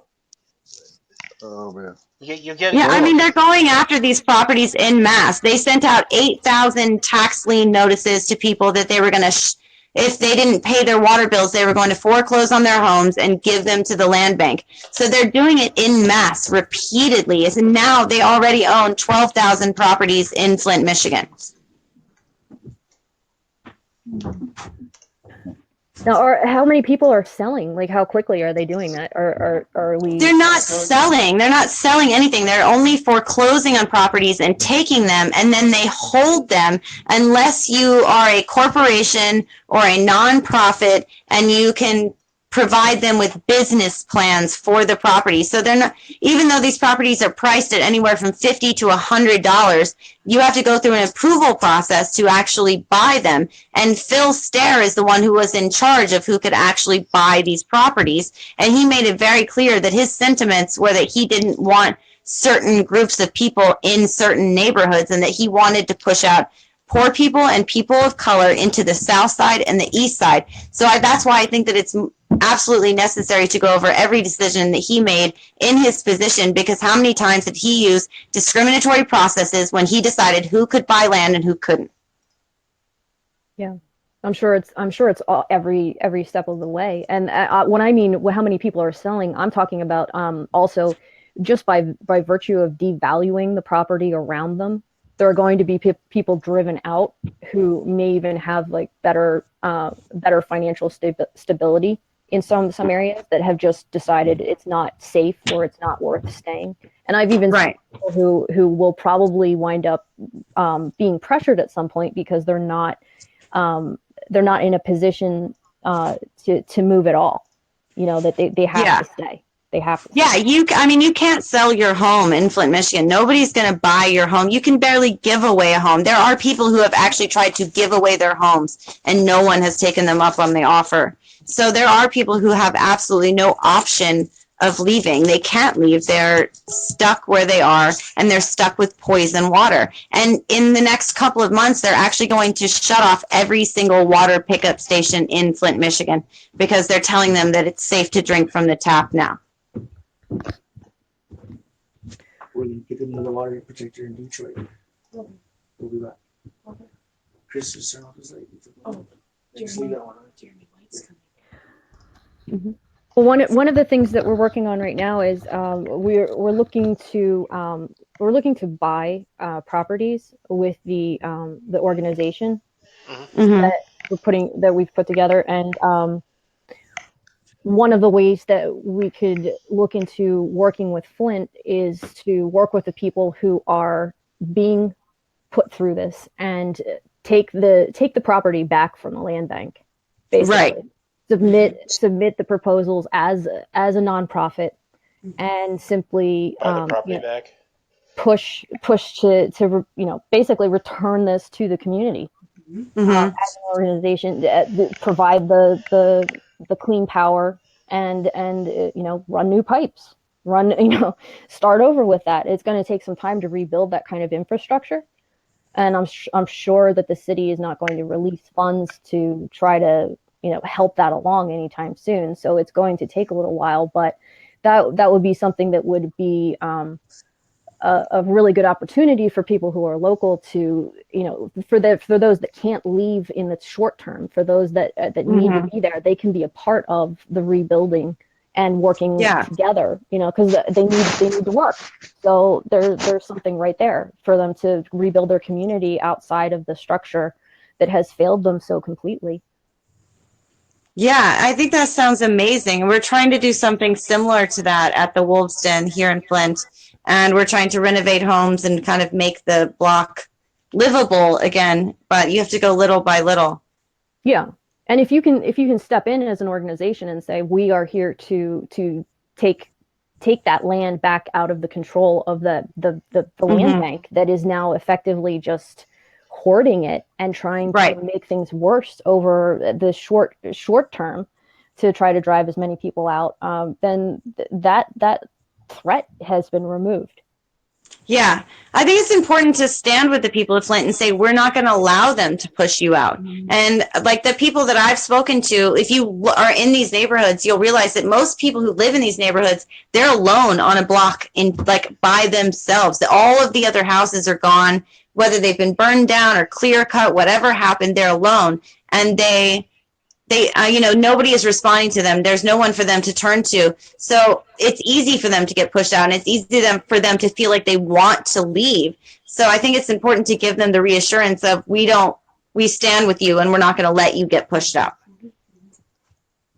Exactly. I mean, that is ultimately like the biggest stand that you can make. That no, this is, and it doesn't even get into treaty rights. It's just property that has been purchased. So that's very difficult to push someone out over that when you have such a visible community that would be doing that. Right. I mean, yeah, that's going to happen. I'm sure there would be people that are going to oppose it, but that's not the end of the world for the people in Flint. They need some real solutions. So that seems to be a very good way of going about it while we look into like what do they need for the short term? How can we support them on the ground? I think the long-term goal is to replace their pipes and to get as many people, even if we can't get them to replace the pipes, we can pull out thousands of people out here and we'll replace them ourselves. Mm-hmm. Yeah, I have no reason to think that can't be done by all kinds. I mean, it's not like you'd be going in with without the support of contractors and other people that you would need to try to work on that. It's just part of the plan that needs to be submitted, just as a backup. In other words, if that doesn't come through, because I don't know where that's held up. I mean, I know that they keep talking about the money that was awarded. But I don't know when they're ever going to distribute that. We're in talks now with Veterans Respond and with the local unions here on the ground about actually bringing in people to volunteer to replace the pipes. Nice. That's and that would at least help with the exodus that's happening, because you can't stay there if you're living off of bottled water to wash your especially if they're not even going to give it to you for free anymore. Right. Yeah, I saw they stopped distributing it. Yeah, they've stopped delivering it already, and now they're going to stop the pickup stations too. So we need to also look into getting entire shipments of water into the area. Yes, very much so. And we're working on a filtration system now. We've got 375-gallon drums to try to deliver to people, but we don't have a reliable source to keep it replenished. Right, and that's the other thing. Like, as far as where we can have a renewable source that's not going to be contaminated, that's not going to, So long term, there are other things to look at, and there are people who are more familiar with the situation that probably have already thought of those contingencies. I know a lot of planning's been going on. a lot of planning. We're starting a conference call that's going to be weekly with a lot of national organizations to discuss a mass action plan for Flint this summer. I would love to have you guys on if you're interested. Yeah, actually, Chelsea, it's funny. I'm actually in that. I'm in that call. I was working with Eric Hell and Pitt. Eric Hell, I love Eric Hell. Yeah. So she asked me to sit in and. Are you Sarah? Yes. Sarah. Hi, Sarah. Hi. Nice to meet you, Sarah. Nice to meet you, Chelsea. I was gonna say, like, I was supposed to talk to you because Yeah. yes, as a representative of Disrupt, and then also representing Pitt to work on that kind of planning at at a high level, and then get down into the nitty gritty with everybody into like what else we can do in terms of support. Yeah, I'm super excited. Yeah, I'm really excited too. I was like, yeah, can't wait to work with you. Awesome. Yeah. So it'll be really cool. And I did put out the invite to Chris. So I'm gonna put some more information about that if that's cool. For Tyler to post in the links and at the end of the show. So then anybody who needs to be involved in that can contact and get involved at whatever level they feel comfortable with. And, yeah, absolutely.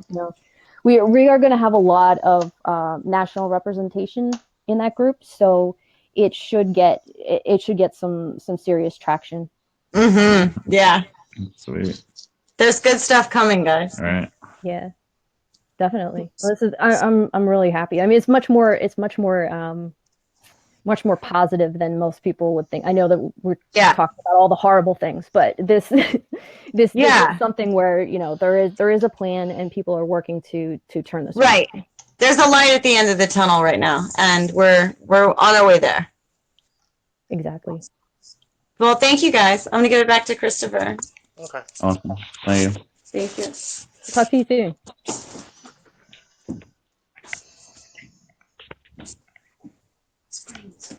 So yeah, that was some awesome information. Mm-hmm. There's a bunch of like awesome. Yeah, we could go get that water. That's fine.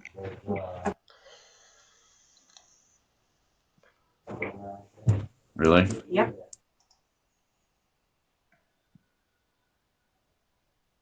Wait, is anybody still on the call? I think so. Yeah. I don't hear nobody. Hello? Hey. I know. I thought it went dead. Yeah, I was like, huh? What? That was crazy. Yeah. But yeah, I'm glad you guys know each other. It's awesome. Well, yeah, I hadn't talked to her before. I just been putting a lot of her stuff onto different pages, so at least maybe now I don't have to click so many buttons. Yeah, right. Yeah, she's here at camp with us. Oh yeah. Nice. We do a lot of. She does a lot of reporting. Yeah, she does a lot of really informative stuff. So that's why I've been trying to collect everything and put it onto one location so everyone can see that.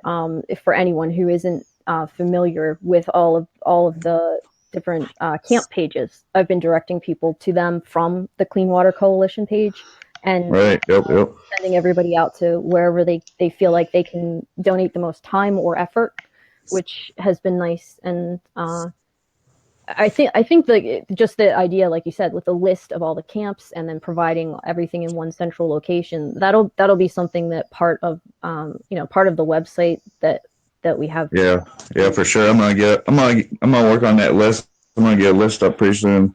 Cool. Like I should work on it tomorrow. I'll get it up.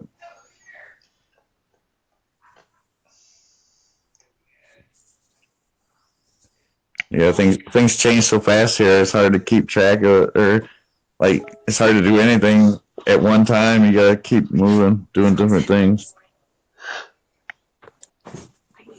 Oh my gosh! I wasn't yawning. Oh my god. Oh no, maybe. It's contagious. Mic check.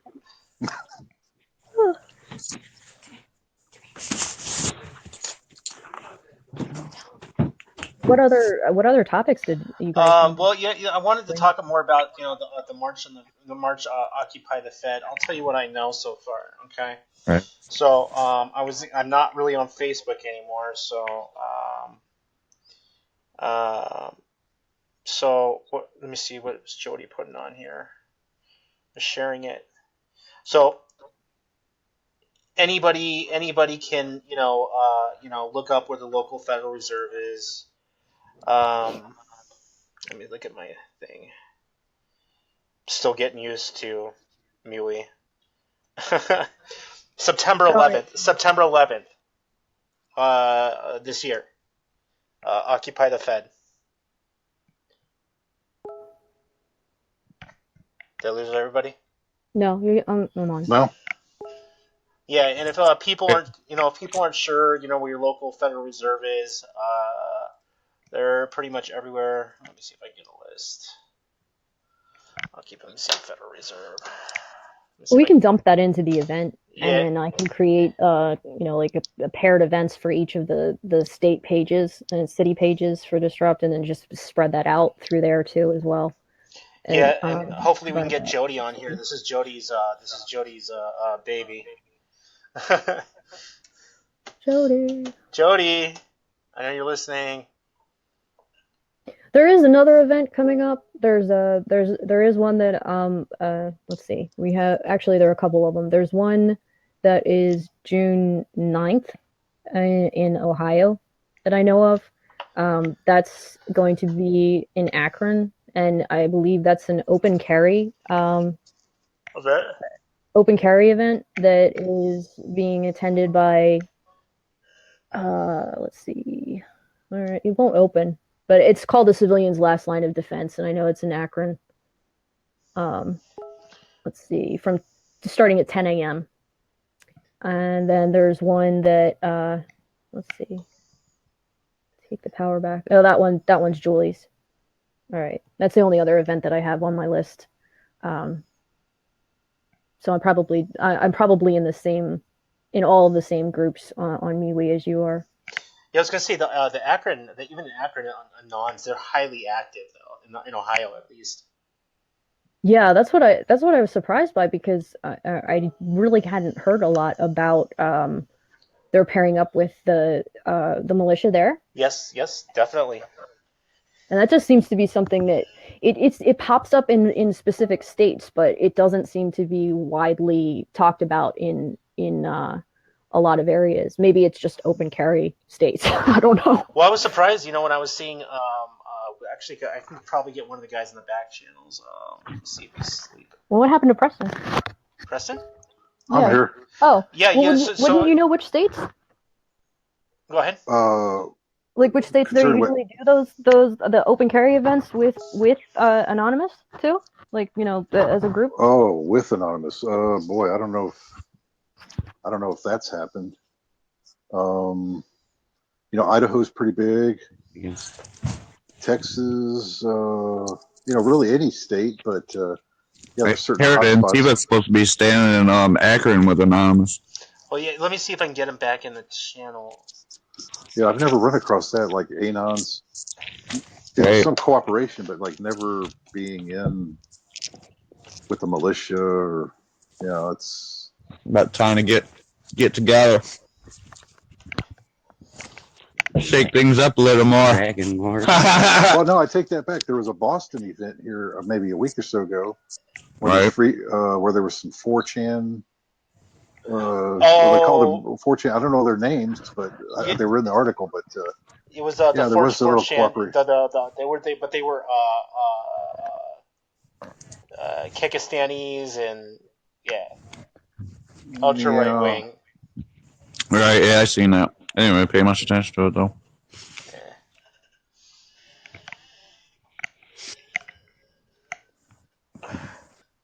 But yeah, no. When I was surprised when I saw the Million Mask March, some videos coming out of Ohio, and they had the local militia, with walking around with them with open carry. So, right. I was a little surprised about that when I saw that, but it's. Well, I'm thinking like with Flint, the location of Flint, and in terms of like if Ohio's pretty active with like the open carry events, like that's probably something where I know it's a different state, different rules, but if you have the militia paired up with them, then that's something that is useful in terms of protecting the community and the events when you talk about things like Flint and going in and right. having to go up against opposition. Like people are starting to get pushed out of their homes. Like right now, it's not really right. to that point. They're just deserting the homes because they have no choice. But you never know which way things go. Yeah, you're right about that. I try and take my home with this M4 in my hand. I dare you. Well, there's 90,000 here in Flint, so hopefully they all say that. Free guns, guys. Free guns. Here you go. Yeah, that'd be nice. Let me see some. Talk to Jeremy Dieter. He is a good person to talk to about Ohio and different groups. Right. But I lost my account. Whatever. That's okay. Oh my god. That account kills you. Oh, it's not only that. I can't use this account for anything else other than the show. That's it. Right. Yeah, that sucks. Yeah. My days, like I said, my days on Facebook are fucking numbered. Right. There you go. I've been trying to get them out of there. It's hard. We got a lot of audience on Facebook, though, you know. Can't really lose our audience. Yeah. Followers, you know. Everyone wants to know what's going on. I don't know. They're dicks. Facebook are dicks. Well, even Twitter started an aggressive. Twitter started an aggressive campaign like this in starting last year in August, or was it last year? Right. And they've deleted almost 400,000 accounts, and this is not the numbers that I've seen from Facebook are in the millions. Oh yeah, a lot more than the millions. Add a couple more zeros to that. Right. That's how many accounts that they've wiped since this aggressive campaign has been started. So. Right. Yeah, I believe it because I know I had a lot more friends when all this all started. I had a lot of friends, and when they deleted me, I could get all my friends right back. And now it's like they're all spread out, and it's kind of weird. You know, like it's weird. We're in no man's land, you know. Right? Yeah. They're playing games. They're trying to divide us. I think they monitor what we do. They fucking only let us post so much shit, and then they start blocking our posts. Well, you know, like what I've been saying for a while is that, you know, I really think that they've been getting uber aggressive and hard towards, you know, activist groups.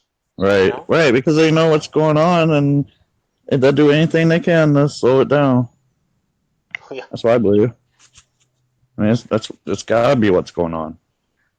Well, I don't know if you guys are aware, but since you don't always look into the monetization aspect of every single bit that's on Facebook, but having participated in sponsoring some events, once you get involved in spending like even $10 to what they call boost or advertise an event, you get on their little list of all of the new stuff that's come out. So one of the things that they've done in as of April 10th, they instituted a new TOS for Facebook.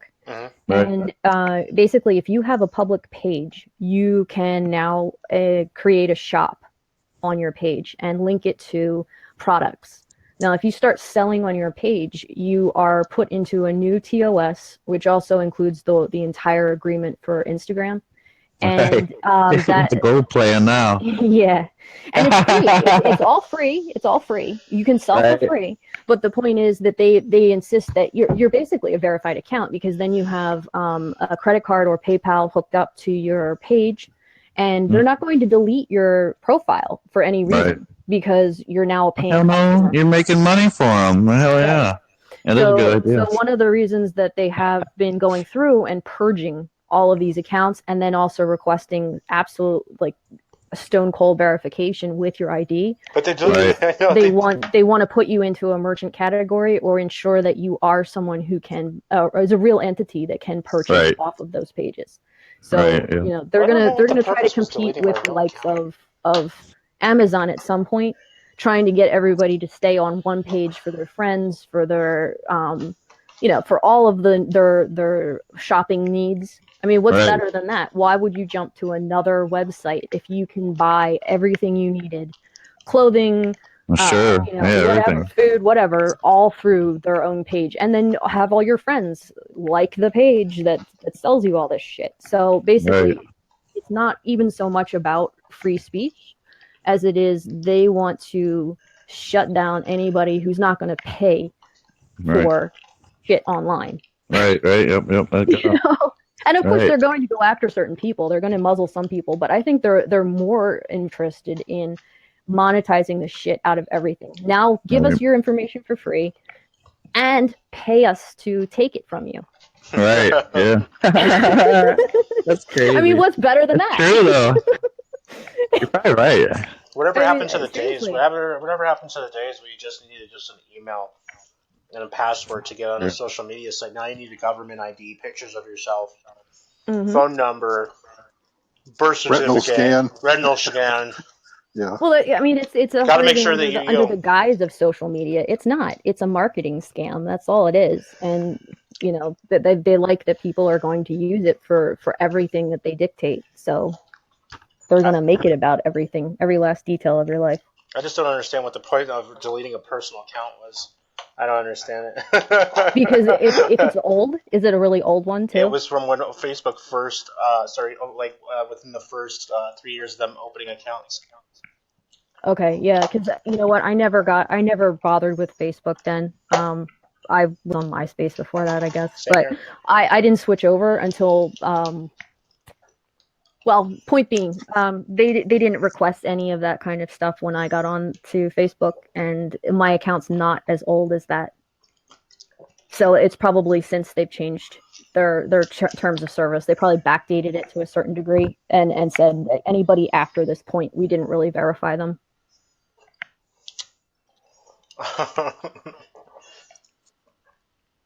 Oh well, it's not the end of the world. Right.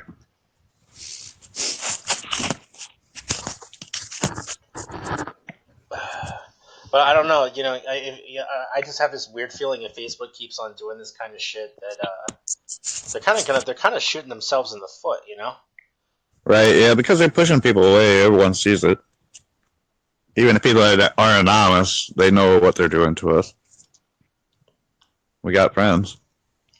Well, I have people in the music industry. Maybe I should ask them because they get hit a lot too for spamming and shit like that. You know? Right. Yeah, well, the technique. And all this is going down, and then people don't make no sound or nothing. They're like little mice, and they have all the money and the power. I mean, they have the power of the people. They can help. You know what I'm saying? They don't.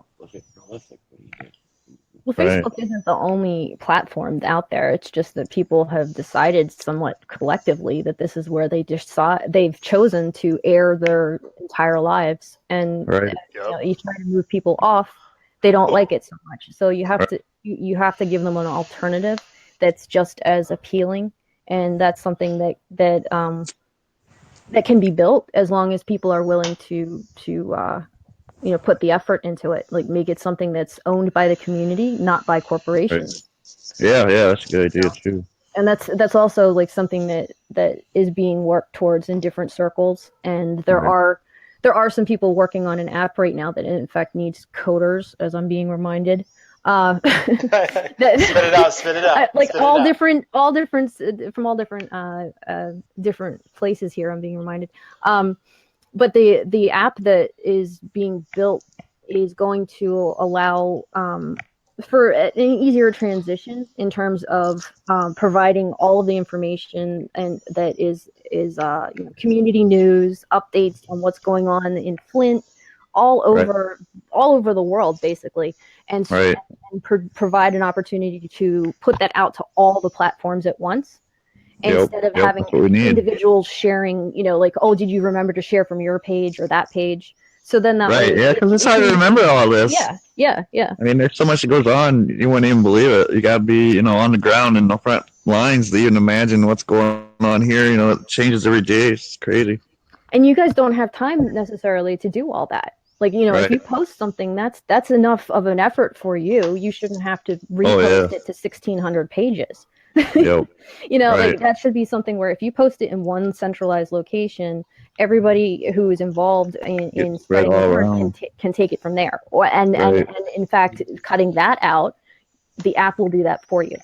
So you don't even worry about other people picking it up if you're able to at least get it on there from using the app. So that's something that is in development. It's being coded right now, but they do need support for that. So anybody who is interested, the one thing I would say is we do need to know specifically what type of coders you need, because not everybody can write in every programming language. So I unfortunately was not aware of which programming language they're using.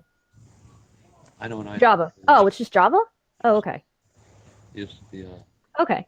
Well, and it'll have teams. So okay, cool. Have Java. So yeah, everybody knows how to use Java. Right. It's not like you're using assembly. Jeez. Right. Yeah, JavaScript. Yeah. So anyone who wants to be a part of that, you can contact the Anonymous Bytes back page and let them know that you're interested in getting involved in the project, so we can push it out as soon as possible. Because I think everyone agrees that would be a really good way. Because I don't think anybody's in this to say, like, I'm going to get famous from streaming from my own personal page. No. You know, like, you're impossible.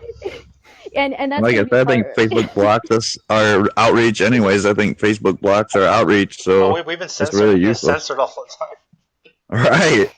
I mean, like, seriously, no one's going to get, like, Kardashian coverage on this stuff until everybody comes together. So it'll, you know, like with this posting to multiple pages, everyone will have a chance to have their voice heard in far more powerful ways than they were before. Right. And then also, you know, using the organization to give people the opportunity to work in that kind of in that kind of capacity, where, like, we'll probably always need people working on different projects for you know, coding efforts and other things. So you know, it's the beginning of a lot of opportunities. Oh yeah. For a lot of people. So jumping in now and getting involved now is a really good idea. Yep. Before we get everyone else on board. Right. Yeah, that sounds awesome. That kind of app would really help us. Well, yeah, especially if it's cross-platform. You know, you get knocked off of one platform, you're like, well, at least I can post on 30 of these. Yeah, I'll be right back. Yeah, and there is a reporting website too that you guys should know about. I mean, I know that I've said this a bunch of times. Yeah. We had I don't know, I had shared that out a few times, that had to do with the CrowdMap reporting tool that had been it had been up for a while, but everybody thought it was chemtrails. Right. So I don't think everyone was using it for anything but chemtrails. Right. And and I didn't think much of it either, but then I saw a video that was put out, and it was like, oh, gee, guess what? It's not just chemtrails. You can report water pollution. You can report, you know, crime that needs to be documented that you know, the police aren't getting to. Right. You know, so yeah, it's just crowdmap.com, and they were doing a reface of the page, like, just to bring it up to the way that everything is, like, the look and feel of the current websites, because it's been around for a while. Yep. But last I checked, it had the ability to transition back to the fully functioning old styles look and feel, and run your reports out of it. So in other words, anywhere you are in the world, you can input this information. You don't have to have an app. But this will eventually link up with the app, and you'll be able to push it out through the app, through that, and vice versa. But like, even your grandmom could go on and be like, "Oh, I have to report that, you know, my water is undrinkable," and then we can actually run the reports out of that and say, "Okay, we have 5,000 people in this town that are now getting contaminated drinking water. Why is this not being addressed? Why is no one, you know, because not everyone's going to share it with each other." And maybe it's not the government pushing you out. It may just simply be you have contaminated drinking water. But, you know, this is something that will raise awareness and allow for, even, like, say, all of the animal activists that want to put in information and say, we're going to join up all of the people who foster and rescue animals from shelters. Let's put them in touch with one another. Let's do this all instead of sharing and cross-sharing and doing all those calls to action. This is just a much cleaner, easier way to get people involved and let them know what's going on 24 hours a day. Right. So, you know, like, I know that when I saw it, I was just like, holy crap, this is going to be huge. It's huge. Yep. Because if you have one location, and it's secure too, which is even better. Oh yeah. You know, it's not it's not like Facebook.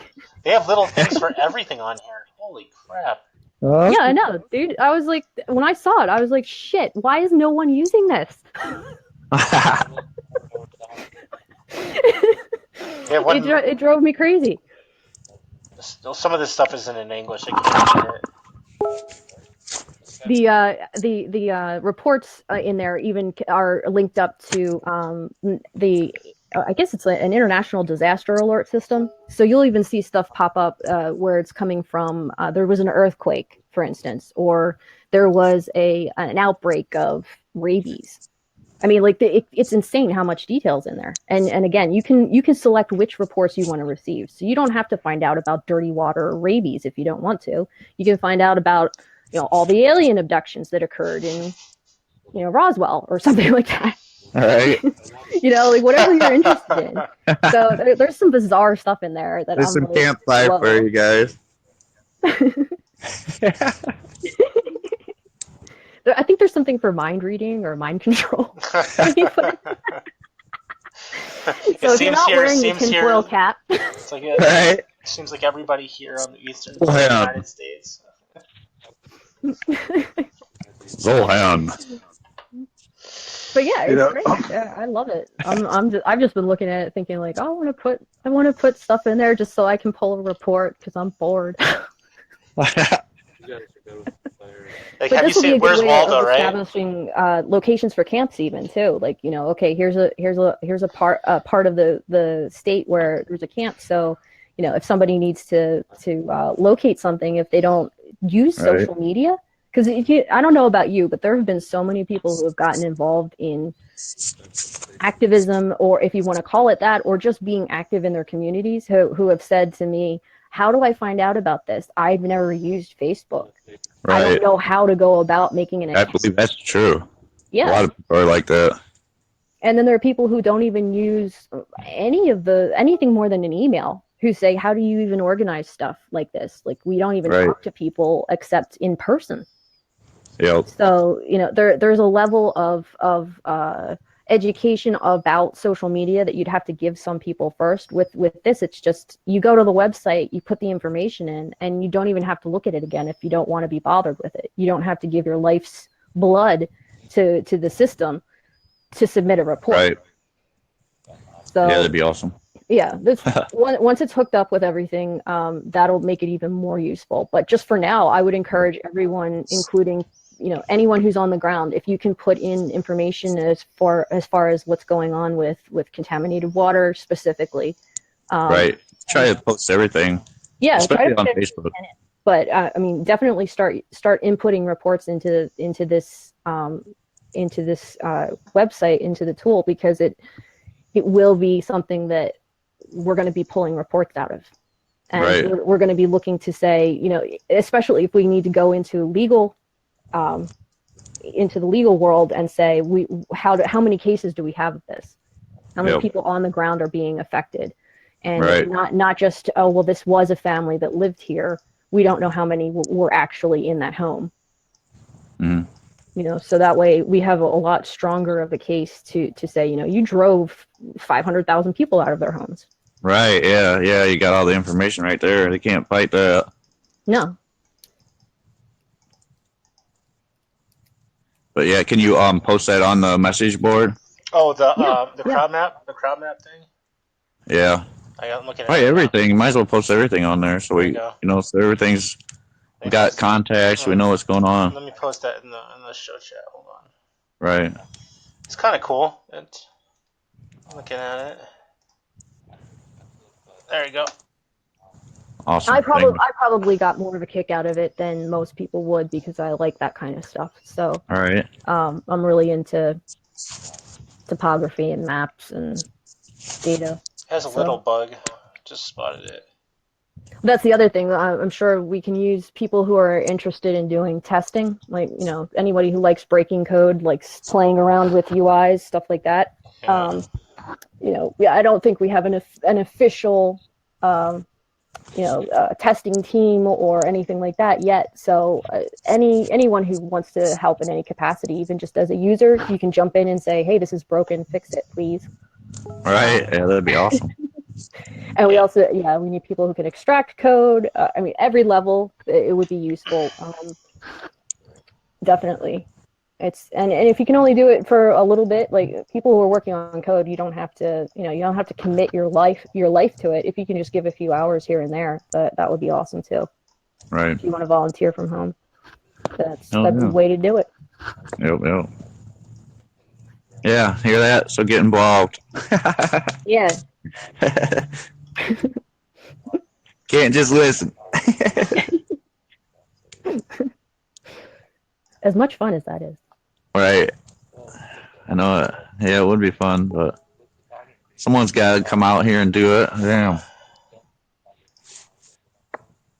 Yeah, that's tough, and that's another thing that we want to look into, like crowdsourcing. The idea of crowdsourcing in terms of paying for all of the stuff that's going on for people who are on the ground, like basically through the organization, we'll be able to work with people who we need to send out to investigate things and see where the resources need to be allocated. Right, because when you come up with the different when you come up with the different proposals for the organization to accept, I mean that's going to be part of it. So we'll be able to employ people instead of saying, "Can you do this for free?" And that'll actually be something that brings more people into this community of activists, and it is basically taking activism to another level. Right. Yep. That's what he's trying. Doing something with an organization as opposed to get on the ground. Right. Saying they're doing something with it. Yep. That's why I wanted to start. I just wanted to start, get people on the ground, get people, get everyone we can active and help out. That's the only way we can do this. Yeah. We can't do it alone neither. I mean, we need more people even now. The more people we got, the better.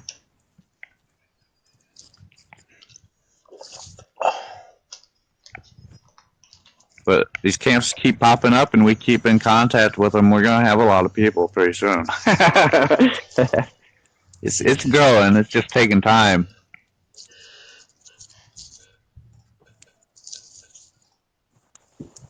Yeah, when you got that many places to fill up, I mean, it makes it that much harder. Right, and no one really knows anything yet. I mean, we're still trying to get the word out. It's what's going on. Hopefully, people will listen. I mean, the world's changed. It's not like it used to be. I don't think they realize that yet. Yeah. Well, Facebook has figured it out. That's why they're on you. Right? They know. These guys are getting too many views. We don't like that. Right. Oh yeah. I'm sure they see that.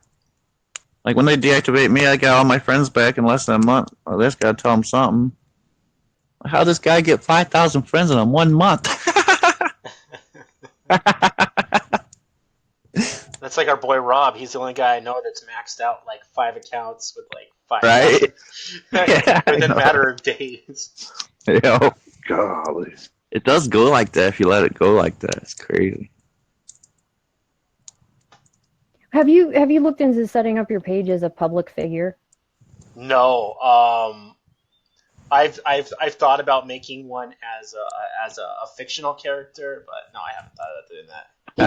Right. Yeah, because I don't think they're able to just randomly take that down if it's not 100% verified. Because I've seen stuff up that shouldn't count as a public figure. Right.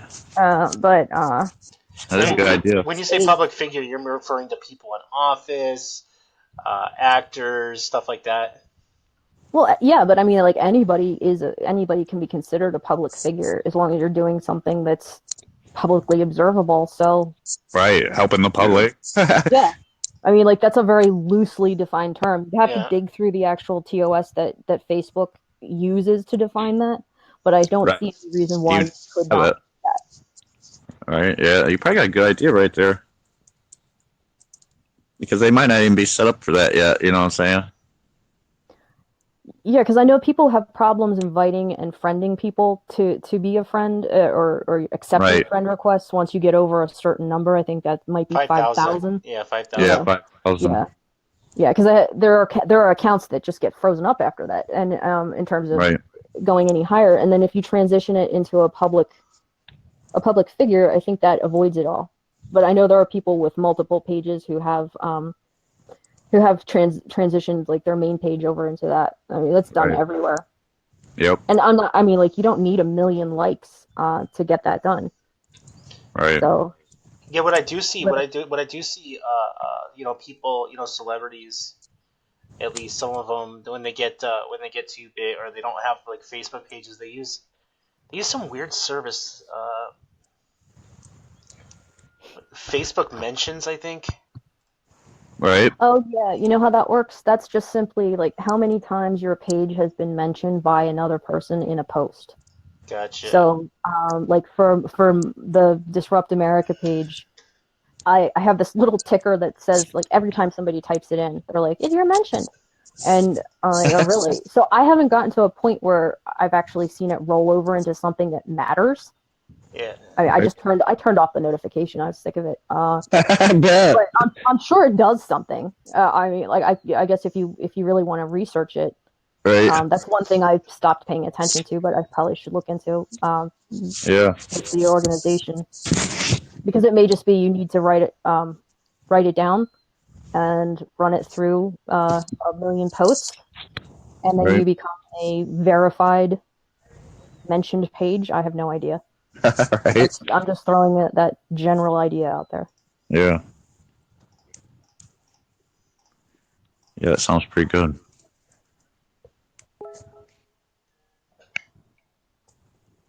It's definitely worth trying. I know that. It might help. Well, I just assumed when you get too big, you just move off Facebook. You just go to Twitter. Right. I'm serious. Whoa, we got to do something. But if it's like YouTube, don't they had some division there where you could be in a subscription, but if you weren't being notified, you wouldn't necessarily see everything in that subscription. It was a way of you having to, if you wanted to see all of somebody's content, you have to listen to all that notification bullshit too. I mean, that's the Right. problem. But yeah, it's a way of Yeah. kind of limiting, honestly, limiting your bandwidth on a subscription. If you're not seeing it all, it's their way of limiting. Well, it's Right. the same thing with Because Facebook. you won't accept it.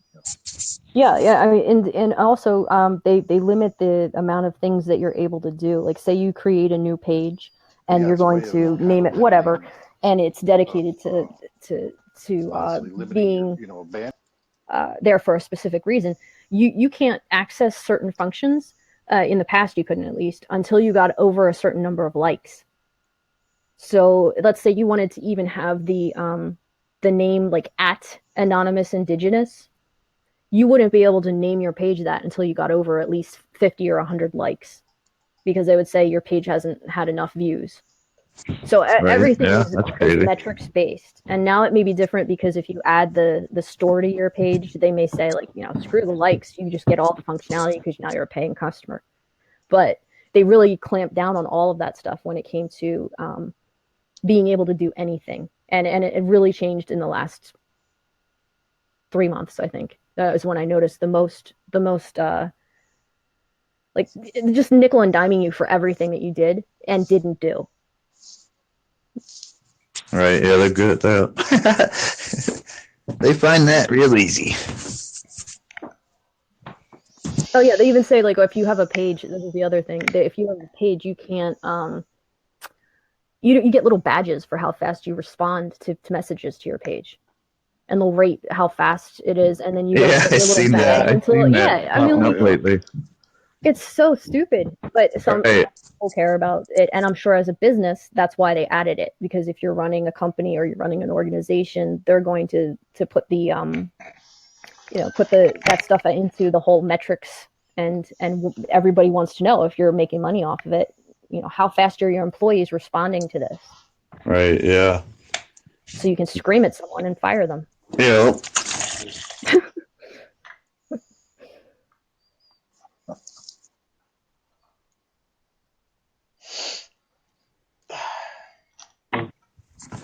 So what's up? What's going on? I don't know. Another topic. I get lost in thought. Oh, let's see what we got now. Let me see if Jody, are you listening? Right. I kind of just threw him on the spot. Everyone shut up, dude. So let them talk. Let me see if I can hit him up on MeWe. Right. Let's see. Jody. Oh, this sucks. I lost all my contacts and everything. Let me see if I can hit him up on MeWe. Why do I hear myself twice?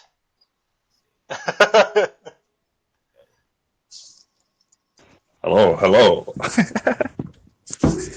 Oh, shit. I'm going back out by the fire. Everybody needs to come to camp. Hang out by the fire with me. Echo test. Test 1, 2.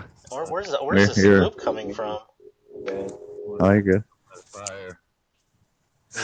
Yeah, I can hear it now. What the hell? Where's it coming from? Hold on. I don't know. It sounds like a rewind. I hear a train, and that's all I'm hearing. Really? Wow. And lots of feedback. Sorry, I was on mute. I closed all my windows.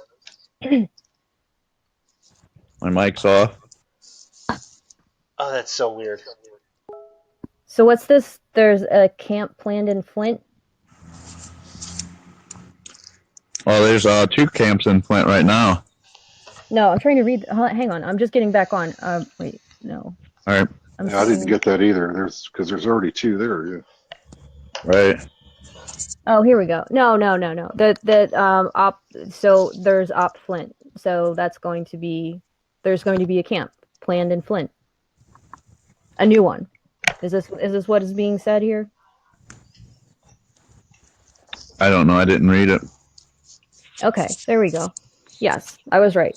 So we're going to work on putting that together. That's going to be part of the planning that will go on probably as part of the conversation that Chelsea and I are involved in. And right. I will pull other people into that depending on, like I said, who wants to get involved. But ultimately, whatever has come out of that discussion, there will be a camp going on. Wow, yeah. Is out there for relief efforts for Flint and to actually start putting some supported effort into taking back the land that has been taken by the land bank and working with the local people to get whatever relief that they need. So that has already been determined, regardless of how that takes form with the various different national groups. So this will be supported by us. Right. Yeah, that's awesome. And I mean, hopefully they take the advice that I'm putting forward in that group as well. Like my biggest stressor in that whole conversation that'll take place is putting together from the political and the more experienced teams that deal with the legal aspect of stuff, because I don't like to get messed up with that. I want them to put together an actual legal team that addresses all of the things that have been going on and potentially removes people from office where needed. Right. Because we see that across the country right now, like with people who are saying like, we'll hold town halls in absentia and all this bullshit about standing outside and screaming, when all they need to do is subpoena their official to appear. And when they don't appear or they don't uphold the decisions that the people have made as a collective, then they say, well, guess what? You lost your job because your only job was to serve us. But as soon as you put that out there, that's always pulled back. So if you start pushing legally and you see people who shout that down, that is a short sign that they're not interested in change. So that's going to be something that I'll be throwing out there, and they may say as a larger coalition for the political groups, no, we don't want to do that. So at that point, I would pull a certain amount of support from what's going on with them. Right. But regardless, the other thing was we were talking about doing. Yes, I see the note. We were talking about doing a music festival as well, because we had been talking about how the Riot Fest is going on in Chicago in, I guess, September. September Right. 17th or 16th at Douglas Park. That's going to be so awesome. And we were actually talking about how, oh my God, like we miss being able to take part in Woodstock, and at least a lot of people did. I don't know how many actually were around then that got to participate, but that was something where I thought it would have been so cool to be alive for no other reason than that, just to go to Woodstock and take part. So with getting all of this together as an effort with Anonymous and all of the people who are affiliated with activism and just trying to help others out in general, and being about free speech and so many different levels that we have in terms of overlapping viewpoints and causes, especially around clean water. I think that makes it a lot easier. You can get a lot of people involved in terms of having artists coming in and doing events, and then you can have different people sponsoring for organic food festival. It can go in so many directions, but having a music festival live stream would be really, really cool. And that's that'd be awesome. We're looking into as well. Because one thing that we've noticed is, as a group for my organization, people keep complaining to me that they're like, we don't have any of the big music fests anymore that bring people together for anti-war efforts, for instance. Because I've been having a really hard time finding that anywhere. They don't do it. I know. I even posted something like on Facebook to Eminem to like come to Flint, help us out. You're Mr. Detroit. There are a lot of different people who have talked about it individually as artists, and they'll say like, "Oh, I support Flint. I stand with them, and I stand with water protectors, and I stand with this and that." But if you put them all together at once, do you know how big that would be? Yeah, that'd be awesome. That would definitely make people listen up then. Maybe we should start listening here. Getting that underway is something else, because we have so much talent, and I don't think that it's really known that people don't just sit behind their computers and type and code and do all of that. There are a lot of different aspects to it. So I know. I don't think people realize that neither. You're right. Yeah, like when people think of Anonymous, they think of like a bunch of really scary people who wear hoodies that sit behind a computer, and it's really, really not the case at all.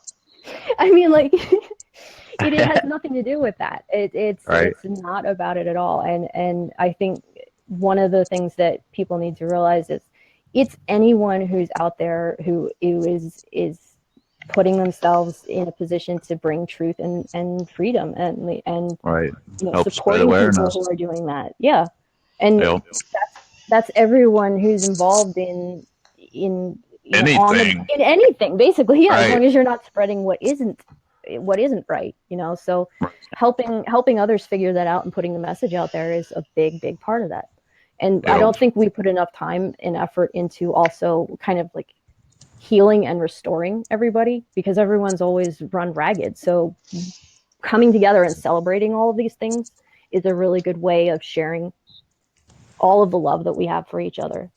And I think that'd be amazing. All of the causes, and that's a great way to bring in funding too, to put back into communities and to say like, yeah, we can buy up more land and give it back to communities.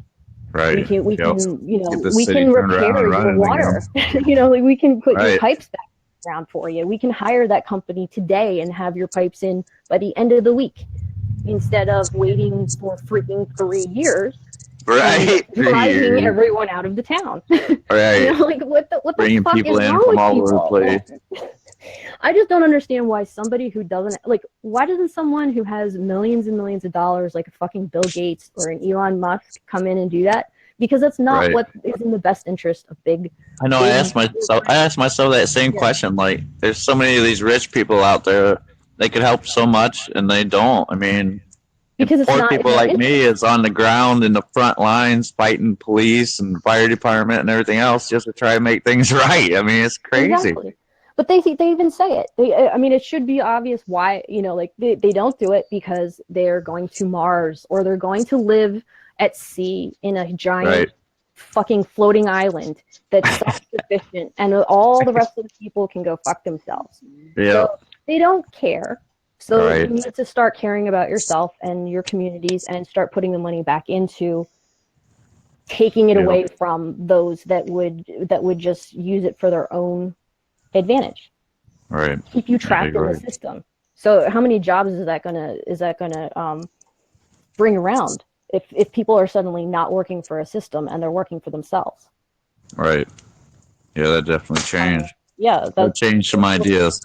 A little bit more interesting to me, at least. If I knew I was going about doing something every day that was benefiting my family and my community, as opposed to some rich person who's never going to know me or talk to me or gives a shit if I die.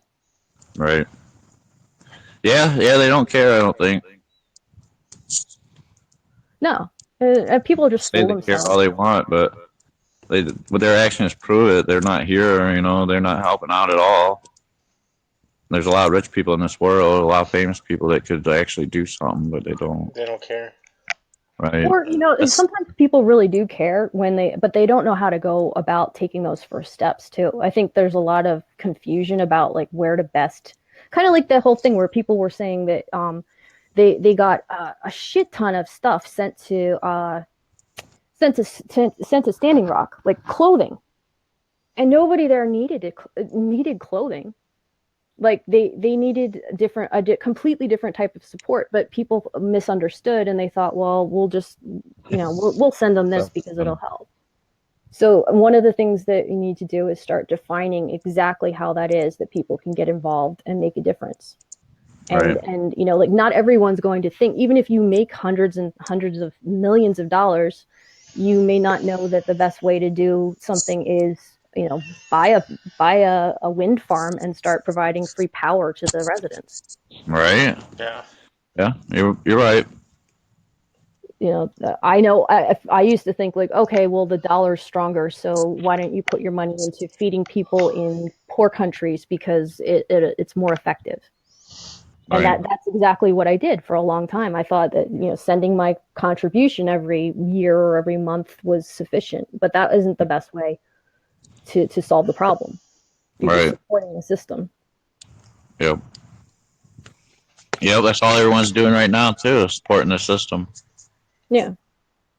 And not everyone can unplug right now. And that's the problem.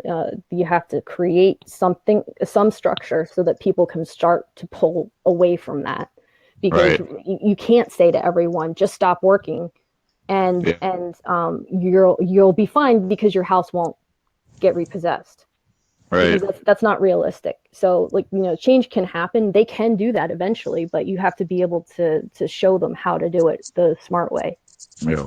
Well, if we get these camps funded a little better and get some more support for the camps, that's the first start right there. Get people doing that. Come to camp, and don't, you know, quit working. There's got to be a way to do it. And there are a lot of small businesses too, like people who just because you say like, oh, we have to put pipes back in the ground to make the water flow in Flint again. That doesn't mean you go to the biggest company and ask them to do the job. You go to the person who is going to best represent the people and put the money back into the community. Yeah. If we got enough people that know what they're doing here at the camp, they could even do it. You know what I'm saying? I was just But gonna say, how many people are sitting there right now at camp that are you know, like experts in plumbing and heating Right. and cooling, who are just sitting there, who don't have a job, who can't get a job because they're homeless. Right. Yep. That's about it too. I'm sure there are hardworking people that are sitting there right now that don't Oh, have yeah. a way of getting employed, because you can't get a job if you don't have a house, and you can't get a house unless you have a car, unless you have a job. It's just that insane cycle. So Right. there's Yep. no way they're going to get out of that. No way. Nope. Not if you're poor. You can't get out of anything. Yep, you're stuck In in a fact, hard spot. one of the things that Right. might be really Might as well might plant be your really ass where it useful. sits. Be like, this is how it's gonna be.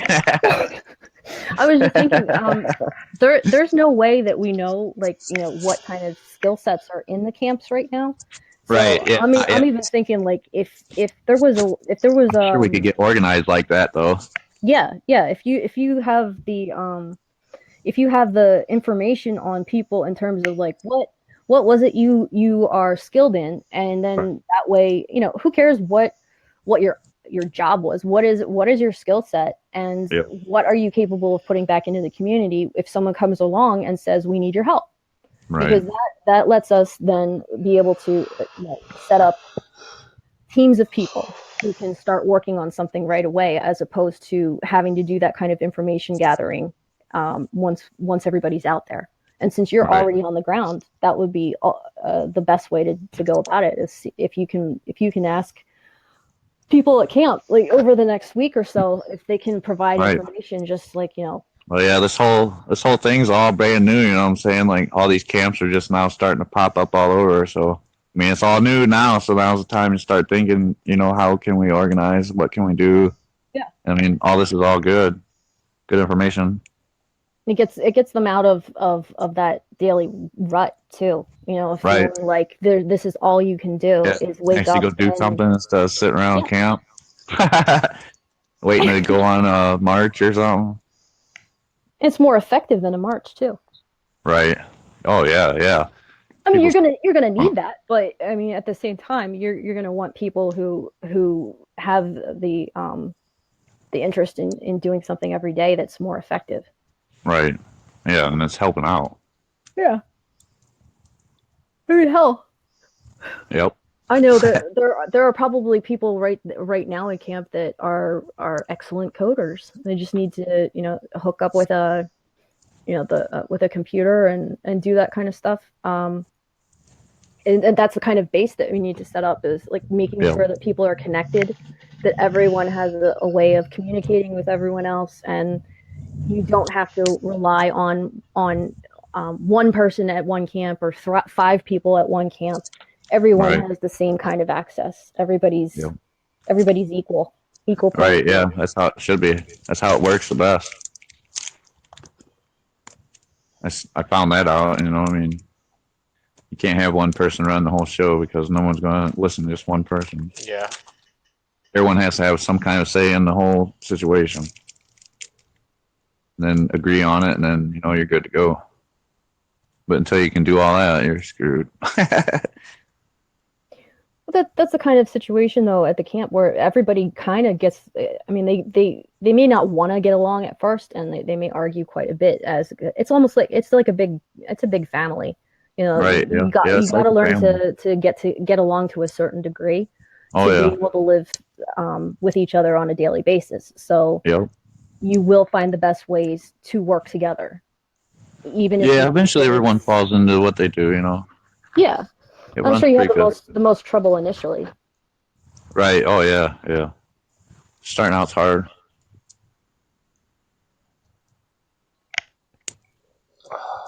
But we've had this going on for over a month now, almost 2 months now. I've been in Flint almost 2 months, so yeah, we're getting it down. I know that We're there's a starting- truck that does water delivery, and it was going around. Yeah, they always Do said you each guys only truck. have one? No, there's 2 of them, but like they're spread apart right now. They're all over different sides of the country. Okay. Really? I'm And taking that's notes. tough to get it. Yeah, it's tough to get it scheduled. Okay. You're talking about like huge like box trucks full of water. Yeah. Yeah. And what's the brand of water that's being delivered, or is that not a company? Is that coming from a local spring? Right. I'm not sure. I'm pretty sure it is coming from a spring. I don't think it's coming from a company. Okay. So just Yeah, locals bottling water. Right. Yep. Yeah, I don't see them going to a corporation. Yeah, I didn't think so. Yeah, you're crazy. I'm wondering if there's another way a better way of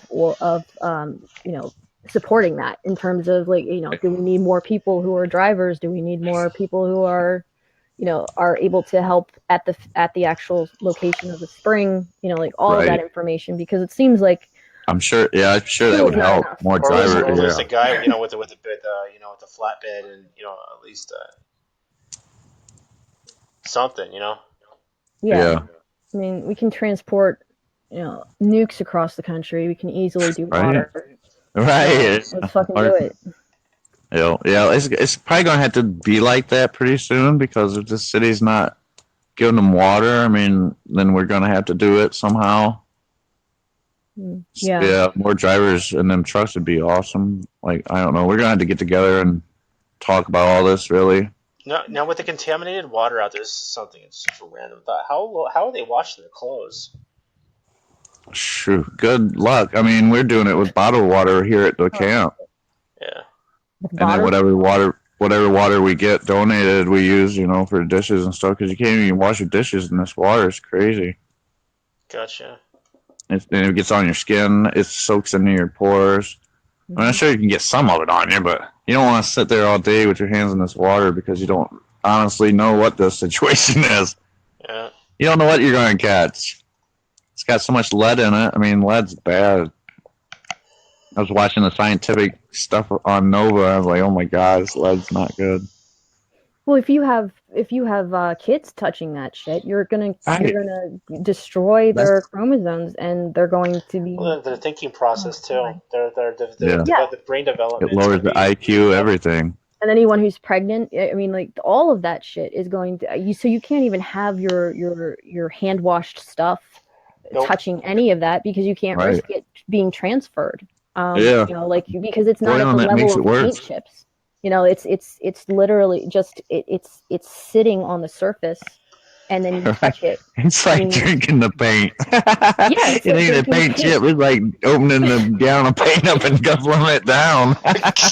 It's fucked, man. It's totally fucked. I mean, like the idea that the people are saying you can drink this, it's safe to drink, or even shower in it. Like, I don't see how they get away with that shit. The city council says it's crazy. Well, they all need to be removed from office. And because the fire department is saying it, they don't want to lose their jobs. They got to say that it's safe to drink too. They know it's not safe to drink, but they got to say it's safe to drink, or they lose their jobs and their pension, all that. They're all scared. They need to be put in jail, for failing to serve the people. I believe that too. If we did something like that, we'd be in so much trouble. Look what they did. Look what they did in. I hate to refer this to the to the Iceland Revolution, but it's a good model. To what the people are capable of. Right. They arrested all their politicians. They arrested the bankers. Everything's doing so much better. Their economy is doing better. Why can't if your public servant doesn't serve the people anymore, then the people should be able to take the public servants out of power and put them into a place where they can't do it, or just put them in jail. Right. Yeah, I believe that. That's something like that's going to happen, I believe, because they're not just going to give this power up. Yeah. I mean, it's going to have to be a battle. Well, I mean, you guys outnumber probably the police out there, Right. Oh yeah. Yeah, I'm sure we do. Well, before it goes to that level where you actually have to physically fight people, there are legal precedents that have been set before, and there are ways of removing them. I mean, I don't know how corrupt the actual court system is, and as far as like the judges that are there, I mean, that could go to a whole nother level with the amount of ties that they have and how many have been paid off and how many aren't. But in terms of going through the legal system, that needs to be done immediately. That needs to be started like last month, 3 years ago. But they need to start. They need to have the legal teams start looking into what do we need to do to pull these people out of those positions and replace them. Immediate, Right.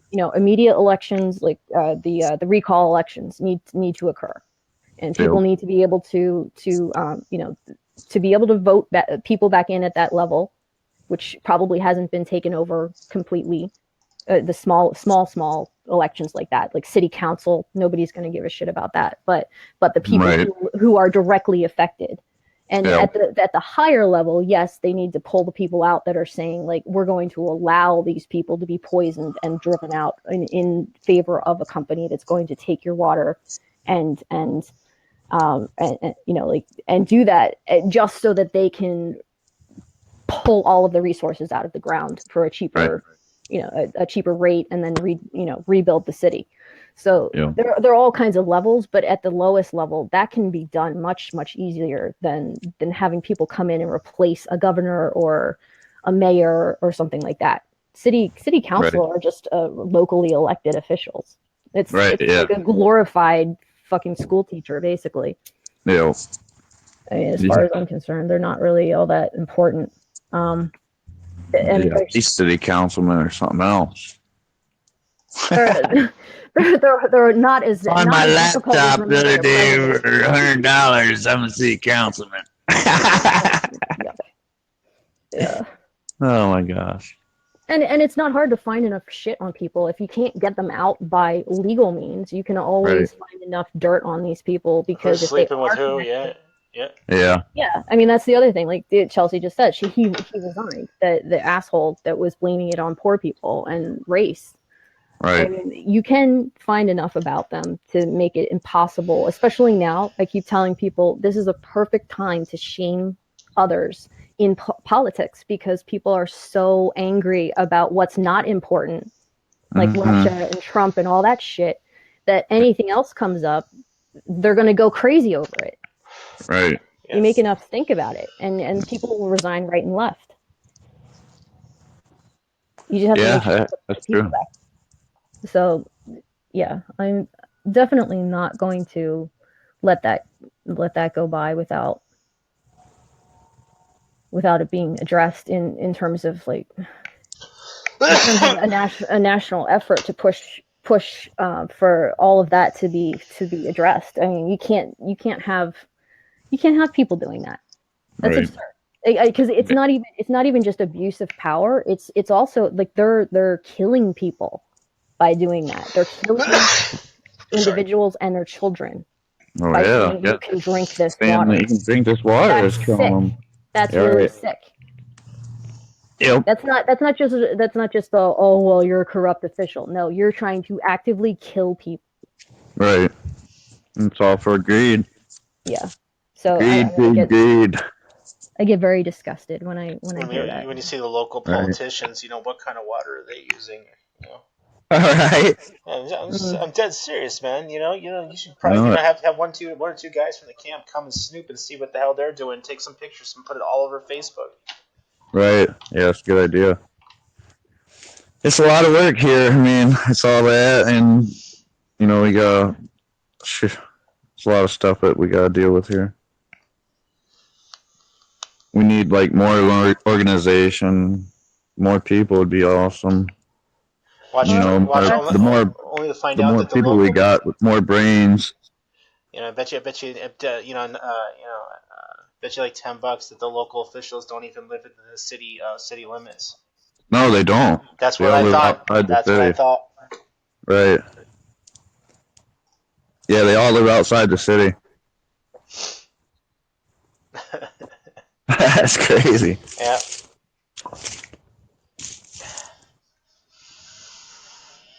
They're like, oh yeah. The water's perfectly fine, but yet they want to drink the Kool-Aid. They want, right. Maybe we should slip them some. Hey, guess what? I changed you guys' water over. That's funny.